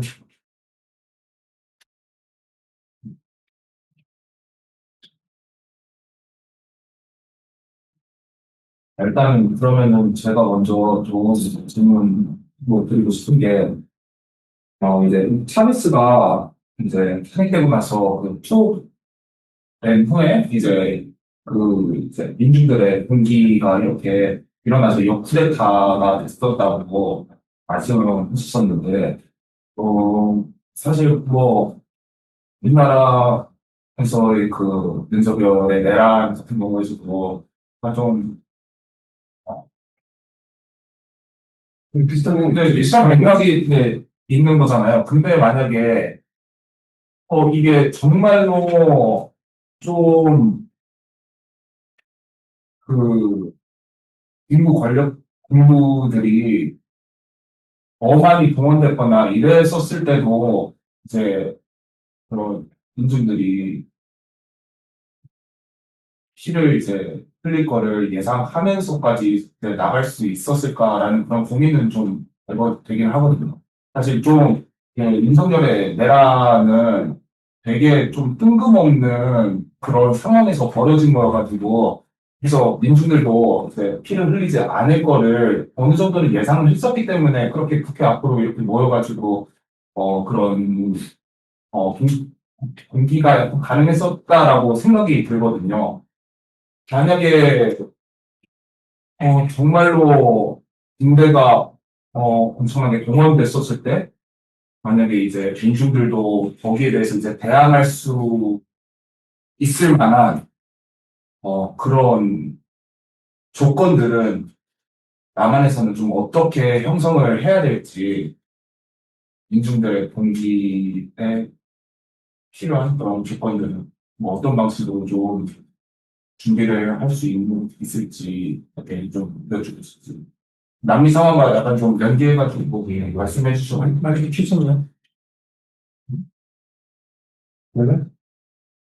그 일이 나오거든요. 저는 솔직히 얘기해서 좀 연대에 대한 거기에 대한 근데 시대가 바뀌었다고 하는 거 바뀌어서 또 이런 것 때문에 약간 그 시간 그 세레티가 있을 수 있어요. 뭐 제가 개인적으로 보면 일단 일본 원하는 1990년대 걸프입니다. 전쟁을 세우면 그 수능 준비하면서 이제 양상이 달라졌는데 이제 진짜 미국 대륙들이 얇게는데 생 준비하면서 또 사실은 이제 굉장히 큰 틀에서 보여주는 그래서 옛날 같은 경우는 전쟁 베트남전 같은 경우는 그러니까 생각이 안 되고 힌트를 이제 감면할 수 있으니까 보여주고 싶은 장면을 보여줬다 그러면 그러니까 이제 좀더 동시로 이제 전달하는 데는 필요가 있었고 그다음에 이제 그러니까 그 유명한 그 영어책으로 하면 The Revolution is not televised. 혁명은 텔레비전에 나오지 않는다. 텔레비전 준비할 수 없다는 것. 그러니까 이 얘기의 의미는 어떤 혁명은 우리가 예상하지 못한 순간에 탁 터지기 때문에 터지는 순간에 카메라 기자가 가서 찍을 수 없다는 이런 의미인데 바뀌었어요. 이제 텔레바이즈 할 수 있어요. 할 수 있기 때문에 실제로 이제 물론 이제 우선은 이렇게 돌아있고 와 크레타 대형 계획을 너무 이제 허접한데 그게 이제 그 검사들의 이 수준을 보여주는 전혀 이제 그 준비되지 않은 이게 제가 말씀드렸듯이 이제 부르주아 정치가 이제 많이 가고 있습니다. 많이 가고 있습니다. 망하면서 이제 소위 말해서 이제 개파선거 남았을 때 있을 수 있는 그 에피소드 같은 거고 저는 이제 개인적으로는 더 많은 병력이 동원됐다 하더라도 이미 이제 적어도 우리는 이길 수 있다고 생각을 해요. 하는 거고 그다음에 이제 근데 이제 이게 이제 에스컬레이트 되겠죠. 됐을 때, 뭐, 100% 장담 못하는, 100% 장담 못하는 건, 저는 개인적으로, 우리 남한 운동이 축적되면서, 10만 도 정도 있다고 보거든요. 10만 대면 이죠. 문제는 그 10만 대가 어디에 어떻게 있느냐 했을 때, 이제, 상황적 논리로 제가 볼 때는 수많이 나올 거라고 봐요. 그날 밤에도 뭐 수천만 명 정도가 바로 모였으니까. 내게 길어진다? 그러면 수많이 나오죠. 나오는데, 이제, 워낙에 개판이기 때문에 수많은 수십만이 붙을 거예요. 근데 이제 수많은 결의가 있습니다. 결의가 어느 시간까지 버티는가. 그러면은 실제로 수천 명을 죽이지 않고서는 진압할 수 없기 불가능한 거죠. 또 이제 최근에 양산들이 전개되는데, 워낙 이제 그 계획, 쿠데타 계획 자체가 부져가지고, 진도승도 하기 전에 그냥 신나게 가는 거죠. 그 얘기하죠. 그러면서, 이때 이제 그 지금 흔히 얘기하는 재밌는 양산. 근데 수천 명이 막았으면서 공간을 확보하니까 수십만이 나오면서, 그러니까 촛불이 비슷한 2007년 촛불하고 이제 사이에 얼마 되지도 않잖아요. 사이에 이제 그 점이 가족 중심이라고 그러면 이번에는 또 전세대. 근데 이제 와서 좀 재밌는 양상을 보였다고 생각해요. 우리가 조금 더 이제 심층적으로. 근데 너무 이렇게 이제 보통 언론에서는 너무 흡적으로 분석하는데 좀 진지하게 분석할 필요가 있고 상황에 올라갔다면 저는 노동당이 뜰 수 있는 저로의 그렇지 않으면 근데 그 문제 관련해서는, 그 차베스, 그때 그냥 간단히 설명하고 지나가셨지만, 그 수십만 명이 진짜로 애원쌌어요. 그 무슨 분위기인가 뭐, 네. 거기다 가둬놨는데, 그렇기 때문에 비디에 숨겨놨고, 어, 조금 설명 못하면, 이제 수도 카라카스는 이제 지형상으로 보면, 도시센터가 있고요. 그다음에 이제 동쪽이 이제 소위 중산층 지역이에요. 잘 살아요. 근데 이제 서쪽 사면이 이제 교류천이에요. 서쪽 사면이 이제 남미는 이제 대도시 같은 경우는 우리나라는 지금 싹 이제 남한 정리지만은 이 수십만 원 이상은 이제 백령촌, 뭐 브라질 휴장의 같은 파벨라라고 해서 이제 경찰도 강국 들어가는 이제 그런 데가 있는데 카라카스에서 거기서 수십만이 내려. 그러면 이게 이제 베네수엘라가 인종사회이고 배후사회예요. 그러니까 이쪽에 동쪽에 중산층 지역은 다 백인들. 저쪽은 흑인 호녀들이니까 이제 시커먼 무리들이 한 몇십만이 이제 내려와서 대표정부가 완전히 포위하고 탑에서 이쪽에 숨어져 있어. 제가 아까 빠뜨린 건 뭐냐면 칠레스가 국내에서 활동을 했기 때문에 하고 해서 지지자들이 있었고 이제 그 당시에 이제 대통령이 됐어도 이제 상층부는 어떻게 건드릴 수가 없는데 이들이 쿠데타를 계기로 해가지고 저쪽에서 딱 정부에 등장하는 바람에 쿠데타 뒤집는다는 애들이 싹 날렸어요.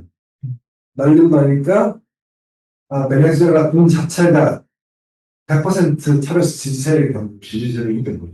쿠데타 세력이 어디 건물 안에 이렇게 오히려 몇 명이 몰려가지고 거꾸로. 그렇죠. 그 사람들이 군대를 동원해서 어떻게 하겠다는 게 불가능한 상황이에요, 사실상.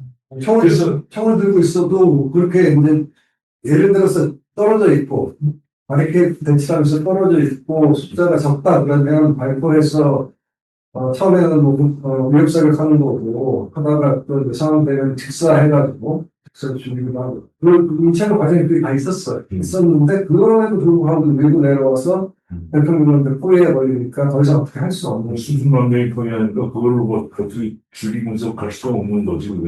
그거는 그런 상황은 말하자면 정상 정치가 작동이 안 될 때 물리적 폭력 충돌이 일어나는 거로 봐야지. 여기 핑크 타이드나 레드 타이드를 끌어내는 카스트로, 체게바라, 이 사람들도 처음부터 무장투쟁으로 간 게 아니고, 체게바라를 감옥에 가두잖아요. 그 당시 독재자 바티스타가. 아니죠. 그러니까 원래 이제 카델 카스트로는 그러니까 좌파가 아니라 아니요.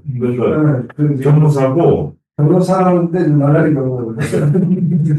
변호사가 잘 시험도 안 보고 그냥 조금 주는 건데 정치하고 싶었어요. 근데 바티스타가 이제 선거나갈 준비 다 했는데 선거를 감옥에 넣어놨지. 아니 선거를 나가리 시켜버리니까 선거 없어지잖아요.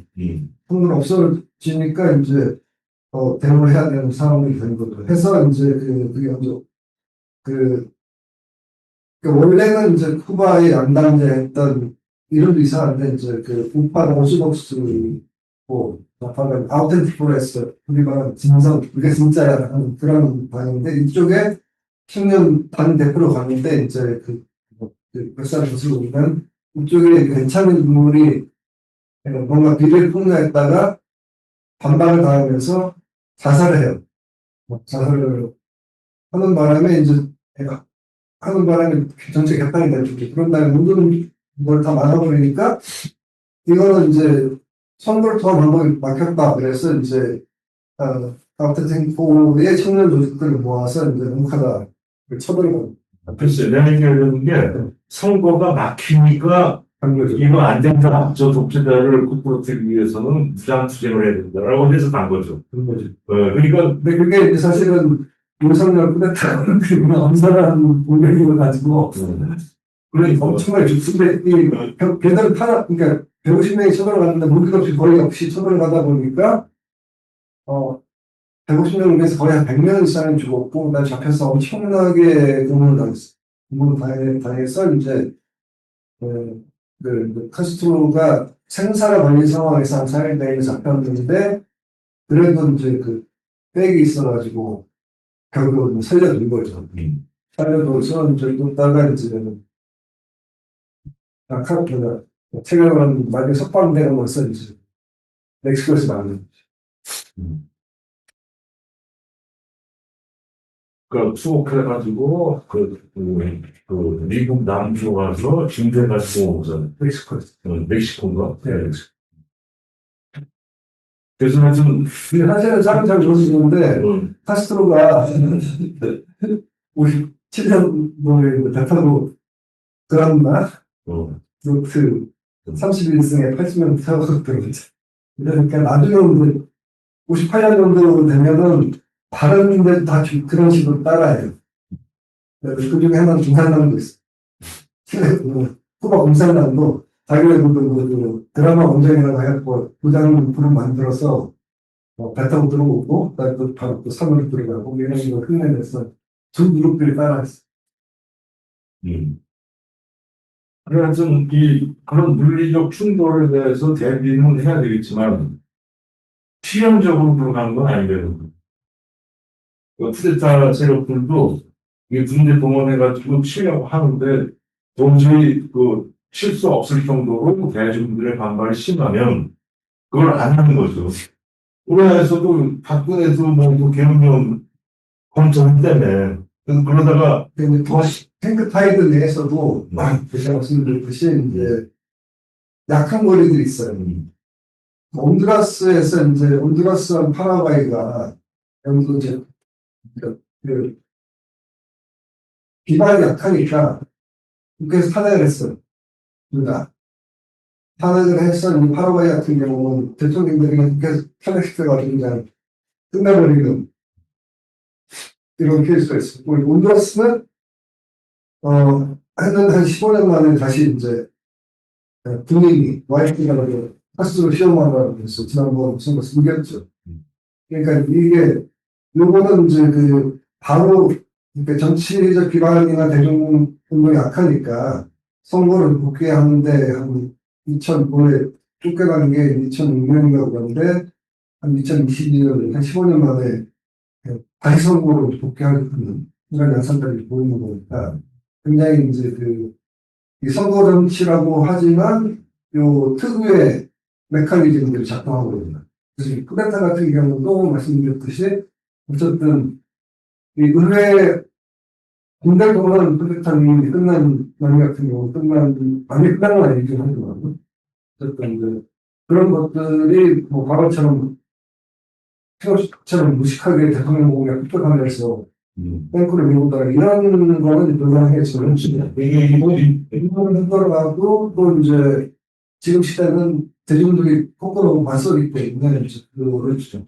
그 음폭도 끝나가는 반전할 수도 없지만은 그 바뀌고 있다고 합니다. 굉장히 그러니까 우리나라 같은 경우는 어떤 면에서는 차베스가 대중투쟁을 통해서 이렇게 제어를 해가지고 선거로 갔는데 저쪽 세력이 더 다른 식으로 쳤으면 어떻게 될 거냐라는 질문이잖아요. 근데 남미가 레드타이드 이 경험을 쭉 하고 몇십 년 동안 그 후에도 게릴라 활동을 계속 했어요. 그러니까 그게 이제 조건이 돼가지고. 예, 그런 조건으로 해서 하다가 이런 새로운 조건, 정치 지형의 변화가 생기니까 이렇게 가는 거잖아요. 우리나라도 마찬가지예요. 군사 독재, 군인풀 해가지고 맨날 때려잡다가 저는 최악이라는 전두환이도 이거는 뒷내로 해서 안 되겠네 생각을 하게 돼가지고 이렇게 온 거잖아요. 그러니까 이렇게 왔는데 거꾸로 군인들을 넘어가면 어떻게 할 거냐. 그거는 이제 경험을 안 해봐가지고 그 질문을 하는 거예요. 아까 얘기하셨던 출발이 우리 그 군사적인 걸로 경험을 했거든요. 그러면 지금 지형 변화가 만들어져가지고 수십 년간 투쟁을 통해서 만들어져가지고 저들도 옛날식으로 가기는 뭐 갈 수도 있겠. 그 100% 부정 이건 아니지만 거의 그거는 힘들지 않느냐 라는 지형으로 온 거라는 거예요. 그러니까 윤석열도 자기가 군대를 동원했지만 막 사람들이 나서 맞고 그러니까 그거를 그럼 다 쏴 죽이고 가자. 이게 정부들도 안 해나가는 거라는 거지, 뭘. 실제로 안 했고. 이제 그런 지형 변화가 이미 생겨난 거를 전제로 해서, 우리도 전수조사도 해야 되고, 뭐 100%는 아니지만 0.1% 가능성으로 갈 수도 있긴 하겠죠. 근데 그게 거의 뭐, 하면은 얘가 몇십 년 동안 싸우게 그건데, 그, 남미도 몇십 년 동안 게릴라 활동을 한 사람들이 바꾼 거거든요. 전술면을 한 거죠. 그렇게 가지지 않을까. 지금,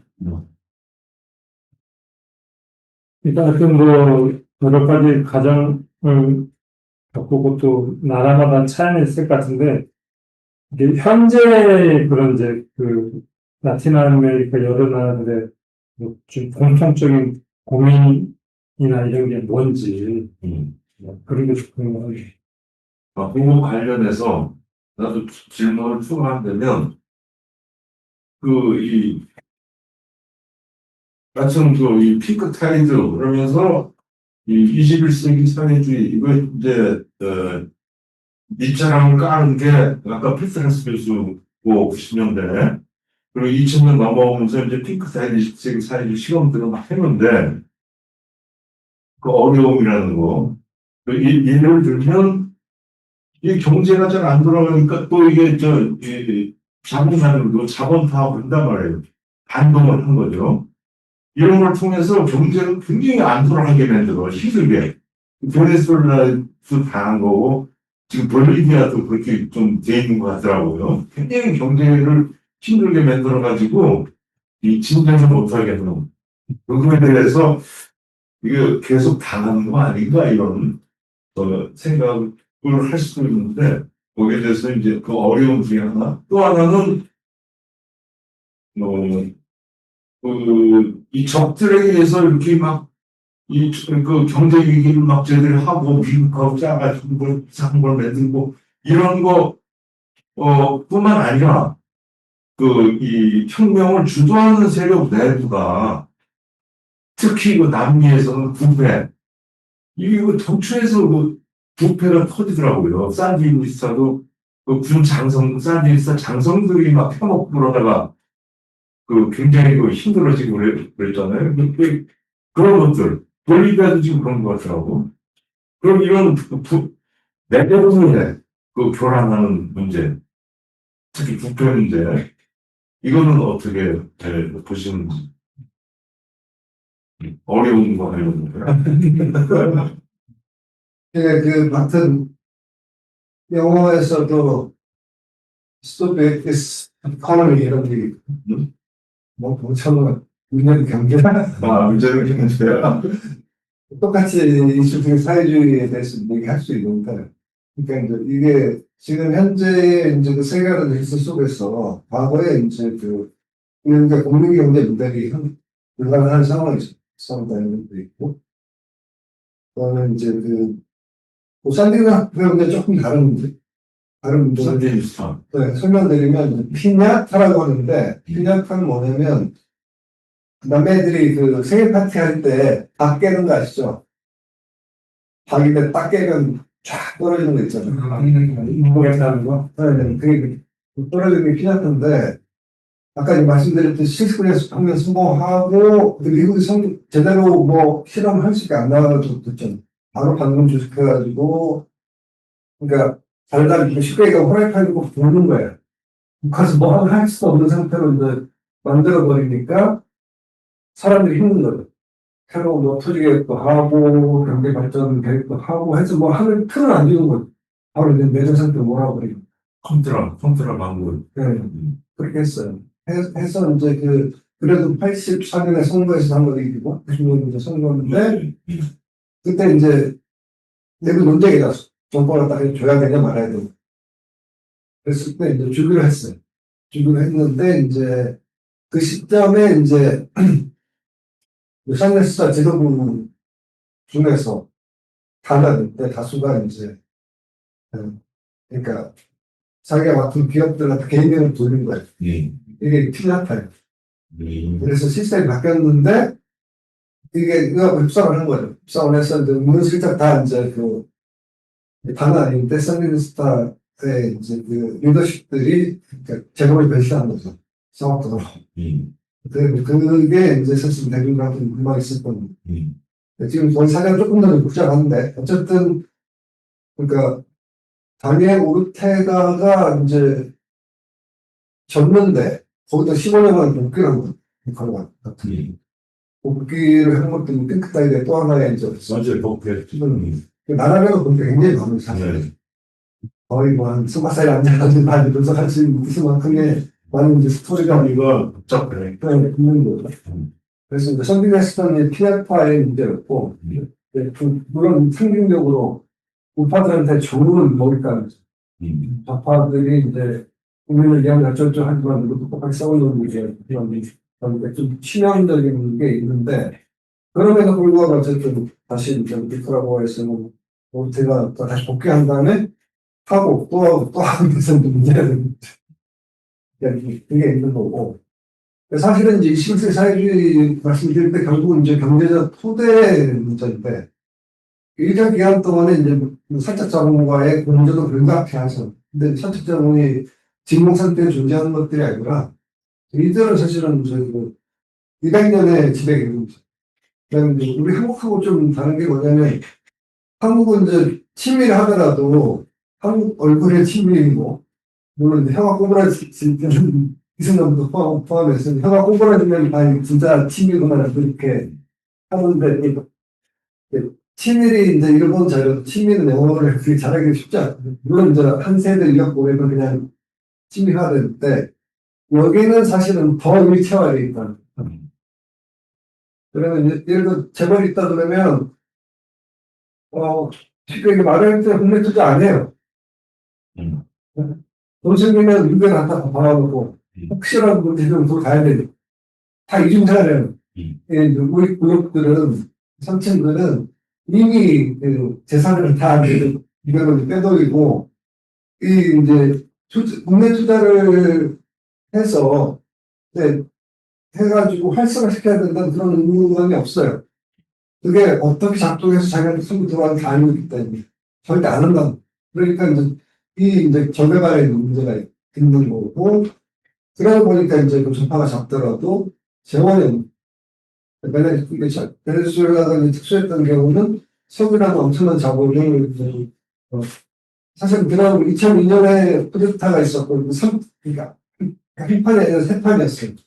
2022년에 쿠데타 그해 12월에 석유 초파 우파들이 석유공사를 풀어주는 다음에 석유를 동결시켜가지고 경제를 터뜨리면 그러니까 경제를 무너뜨려서 차례스 쫓아가려고 했어요. 이제 사실은 이제 사보타지죠. 사보타지였는데 그거를 기지를 발휘해서 이제 어쨌든 그 순간에 이제 석유를 뺏어왔어. 차베스가 군대를 장악하고 석유를 뺏어오고 그래도 안 되니까 우익이 차베스가 만든 헌법조항을 이용해서 소환투표 차베스 소환했어. 소환투표가 이제 다음에 2003년인가 8월에 벌어지면서 소환투표에서 압도되겠죠. 그러니까 이 세 판을 거치면서 이제 국내적 개혁 여건가 확실히 정리가 됩니다. 반드시 모두 선거에서 그 과정을 경과하면서 이제 차베스 지지한 민주인들이 이제 이 공고가 되는 이 과정도 굉장히 중요합니다. 근데 이제 이걸 깨기 위해서 이제 미국이 이제 15년을 기다렸어요. 그래서 2022년인가 이제 처음으로서 했던 이 시점에서 뭘 표현했냐면 차베스가 20번했을 당시에 베네수엘라 석유가 있었는데 베네수엘라 석유 70%를 미국으로 수출했어. 근데 당시에 미국은 수입하는 석유의 15%가 베네수엘라 석유였어. 근데 이제 20년 시간도 기다리면서 한쪽에서는 국내 공작으로 계속 그 정권 흔들기를 하면서 미국의 이제 그 기업들 협박하고 협박해서 수입을 하나 못하겠어. 수입을 제로로 주는 거죠. 그러니까 베네수엘라 입장에서 수입선이 달라지니까 이제 물론 주고 뭐 하면서 하고 근데 또 이제 참고할 것들 특히 서로까지 떨어진 시점에서는 국가 문제가 뭐 휘발유 이런 이제 어려움들을 겪었던 거고, 근데 이제 이게 이제 어쨌든, 그, 석유든 환율이든 이게 다 공격 대상이거든요. 그래서 이제 이 메커니즘을 사실 방어하는데, 특히 이제 마두로 정권 방어하는데 실패하면서 경기가 말하고 떨어져. 그래서 그가 또 싸우면서 조금씩 이제 복원해 보는 과정들을 겪다 보니까 21세기 사회주의 생각할 필요가 없는 것이죠. 그렇게 만드는 거예요. 그렇게 만드는 거고. 근데 2차 핑크타이드처럼 좌파 정권들이 들어서게 되면 조금 여유가 생기는 거예요. 전부 다 우파 정권이면 모두가 전부 다 베네수엘라 하나 공격하려고 달려드는 이런 양상들도 지금 이제 말씀드렸듯이, 그러니까 사실은 그 차베스도 몰라도 동의하는 거지만 그 라틴 아메리카 공동체가 필요해요. 그러니까 적어도 자유들. 우리들은 그런 형식들 몇 가지 있긴 한데 아직 그 경제 자체가 그렇게 이제 될 만한 상황을 계속 방해하는 거예요. 그 정도의 이제 그 블록을 형성을 하게 되고, 적절하게 기본 채무 경제라는 환경은 좋으니까 농업을 할 수도 있고, 그 다음에 자원도 가지고 있고, 그 다음에 인적 자원도 있기 때문에 그 블록 차원에서의 어떤 계획 경제를 한다고 그러면 21세기 사회주의가 어렵지 않다고. 근데 이제 그거를 미국은 절대 못하게 하는 거죠. 모든 수단을 경고해서. 모든 수단을 경고해서 때려 먹는 거니까. 근데 이제 자기들 내에서도, 이제 그런 방향이 나오고 하는 방향성에 대해서 논의를 하지만, 거기에서 이제 리더십. 차베스는 할 생각이 있었는데, 이제 못하게 막았던 거. 룰라는, 립 서비스는 하지만, 그거보다는 브라질은 뭐 할 수 있다 생각하는 그런 태도를 취해왔습니다. 네, 브라질 중심주의. 네. 그러다 보니까 이제 그 외에 나머지에서 이제 할 만한 데가 이제 아르헨티나 워낙 그 2000년 경제부터 시작해서 개박살 나가지고, 그러니까 쉽게 얘기하면 그 영어로 할로윈인데, 그러니까 아르헨티나는 속을 싹 빼버린 거예요. 현악기반도 경제위기 때 그냥 써놓고, 그 다음에 그 올리가르키를 갖고 있는 대주주를 갖고 있는 거는 차라리 용서를 안 줘요. 차라리 안 줘도 그러니까 버린다고 자기를 설명하시죠. 싸우는 재산도 뭐 미국으로 문제들이 가면 되고, 뺏겼더라도 돌아와서 이렇게 소송에 돌려받으면 되고, 그러는 거예요. 우리 수도 이게 쉬운 게 아니에요. 이게 끝난 게 아니라는 거예요. 이런 상황들이기 때문에 이제 나라마다 사정이 달라가지고 그걸 전체 진영 그거는 할 수 있는 우리 힘들다. 리더십이 차별사한테 있었는데, 차별사가 이제 좀 이걸 설득 쉽진 않지만 적어도 그게 이제 말씀드린 핑크타이드 1차 핑크타이드에 이제 특징 블록이 있고, 그다음에 이제 그 온본 블록, 이제 물론 온본 블록이고 이제 틴다일이나 타협적인 틴다일이 있던 미국과, 물론 이제 레토릭으로는 미국을 비판하고 하지만은 미국과의 어떠한 대결을 해야면서 순실을 버는 거예요. 그래서 이제 어떤 경제적 측면에서 보면은 이제 거꾸로 이 이제 좌파 정권들이 나오면서 처음으로 아마 남미에서 병산층이 좀 형성되는 그러니까 좌파가 그러니까 이제 그 사실은 냉정하게 비판하면 좌파 집권해도 이 우리에게 자본의 불만을 갖다 무마하기 위해서 행보가 여기는 대단히 제한적이고, 기존에 주고 있던 보조금을 삭감할 수는 없어. 조금 줄일 수는 있어도 없앨 수는 없는 거. 그러면 짜는 거 짜내가지고 그 가장 극빈치한테 주는 이제 이게 주변 계절을 한다고. 괜히 돈 줘가지고 월장마을 겨루고 복지 클리닝 이런 소리 해가면서 그러니까 준다 그러면 그건 말리는 우리나라 뒤에 이제 이재명 정부가 몇만 주는 거 하고는 비교가 안 될 정도로 그러니까 아직까지 언론들이 잡고 있고, 언론전, 법률전, 이게 양상이지만, 그전에는 그냥 대표 개혁을 해서 뛰어 올렸는데, 물리를 만든 이후에 양성들이 정권은 최소 이제 주고받아야 된다는 거지. 뺏으려고 하는데 가까이 수반이 쓰는데 안 되는 거. 하여튼 그런 과정들이 왔다 갔다 하는 거. 근데 말씀드렸듯이 궁극적으로는 국가가 핸들링 할 수 있는 정부 축적이 필요한데, 그게 일국적 차원으로 가라 그러면 각각의 못하는 게 이걸 글로화시키면서 방어 체제를 가져가면, 예를 들어서 어떻게 하니까 중국 정도의 제도 기반 운영되겠습니다. 자원이천, 농업적이고 다 되고, 자율적이고, 그 다음에 하여튼 그걸 할 수 있고, 그 다음에 이게 그 말씀 듣다 보니까 좀 자세히 얘기하는 것 같은 무슨 근데 하나 딱 질문이 생기는 게 지금 미국의 그런 주도 그리고 그거에 대해서 반대하기 위해서 이 블록을 만들어야 된다. 근데 최근에도 그 남미의 나라들이 모여가지고 제가 지금 기부의 이름은 생각이 안 나는데 뭔가 이렇게 뿌리고 다 있어요. 예 있죠. 여러 개 있습니다. 근데 그런 것들이 좀 발전하면서 그 정치적인 것뿐만 아니라 그 베네수엘라에서의 민중개혁 이름으로 쿠바하고 의료진하고 기름하고 바꾸기도 하고 또 제가 들은 걸로는 런던시하고 베네수엘라가 석유를 주고 런던시가 그 도시 운영하는 노동하우를 주고 뭐 이런 식의 그런 거를 했다라는 얘기를 들었는데 그런 새로운 형태의 교역 이런 게 그 이후에 발전한 게 있는지 궁금해요. 계속 그게 뭐가 있는지. 그 다음에 특징이 이제 업데이트가 안 돼서. 업데이트가 안 돼. 왜냐면 지금 트럼프가 뭐 관세 폭탄 던지는 와중에 그런 사례들이 막 발전하고 그러면 이 트럼프가 트럼프가 이미 예를 들어서 베네수엘라 이미 자살했기 때문에 입수를 했다. 베네수엘라 하면 관세를 할 게 없대요. 이미 생산하고 있는 상황이 이미 제재. 그런 거고, 그다음에 이제 어쨌든 베네수엘라도 바보가 아니기 때문에 생각을 위한 굉장히 여러 가지 상황의 시도를 하는데 문제는 말씀드렸듯이 이제 일정한 정도의 이제 자기 디펜스를 할 수 있는 경제 규모를 갖추지 않는 이상은 그게 치고 들어온다고 하는 거죠. 그게 이제 사적 자본이 아니라 경적 자본 또는 뭐 재산 세트 이런 부분들이 경제를 어느 정도 뒷받침할 수 있을 때까지 확대를 해야 된다. 이거 생각을 하고 있는데 그러나고 힘이 없는 거네.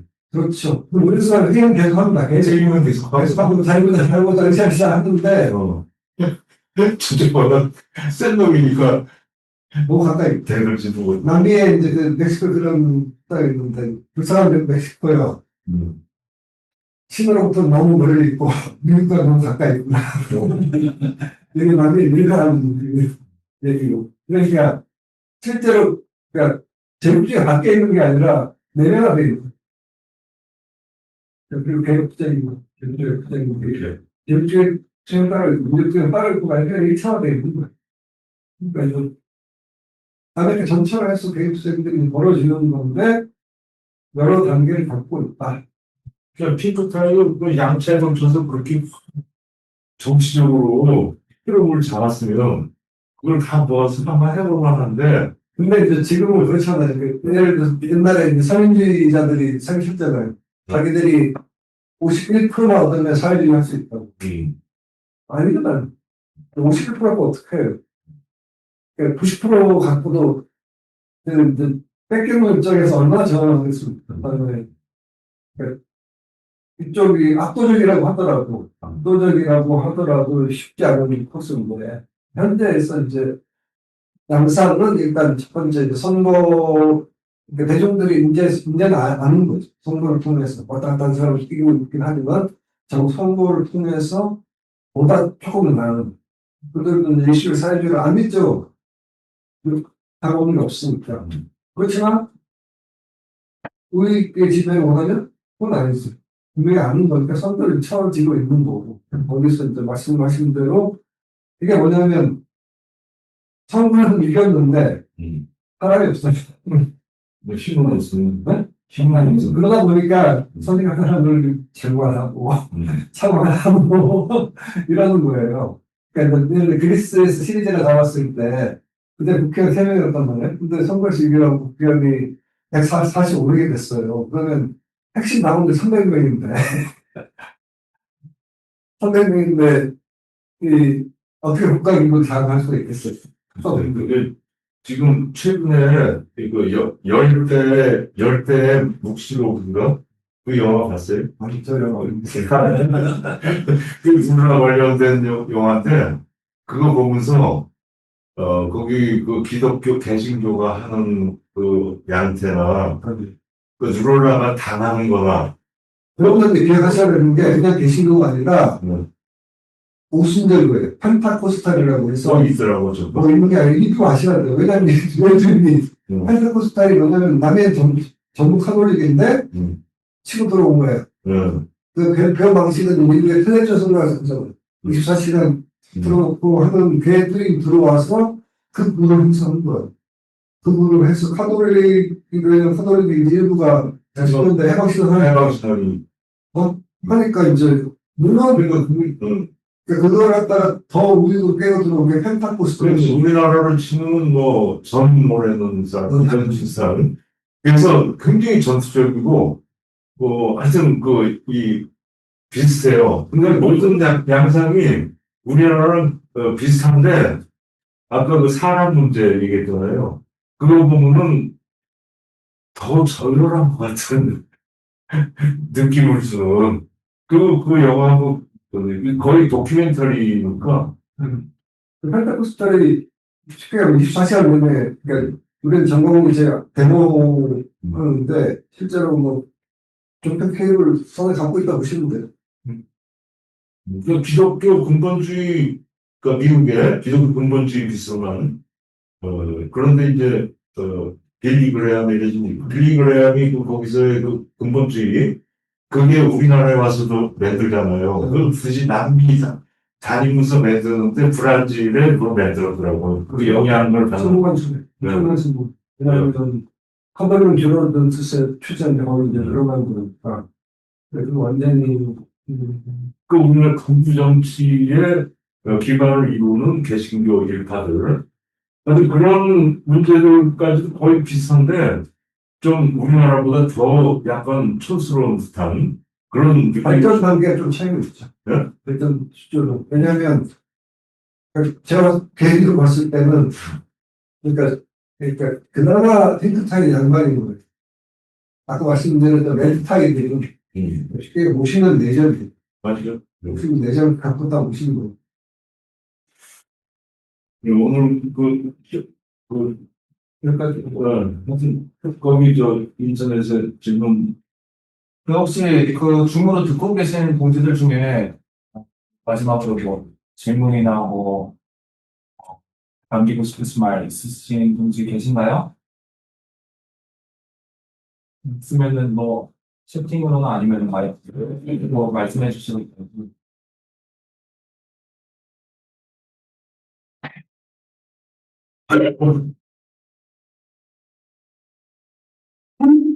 없으시면은 오늘은 네, 여기서 저희 마무리하도록 하겠습니다.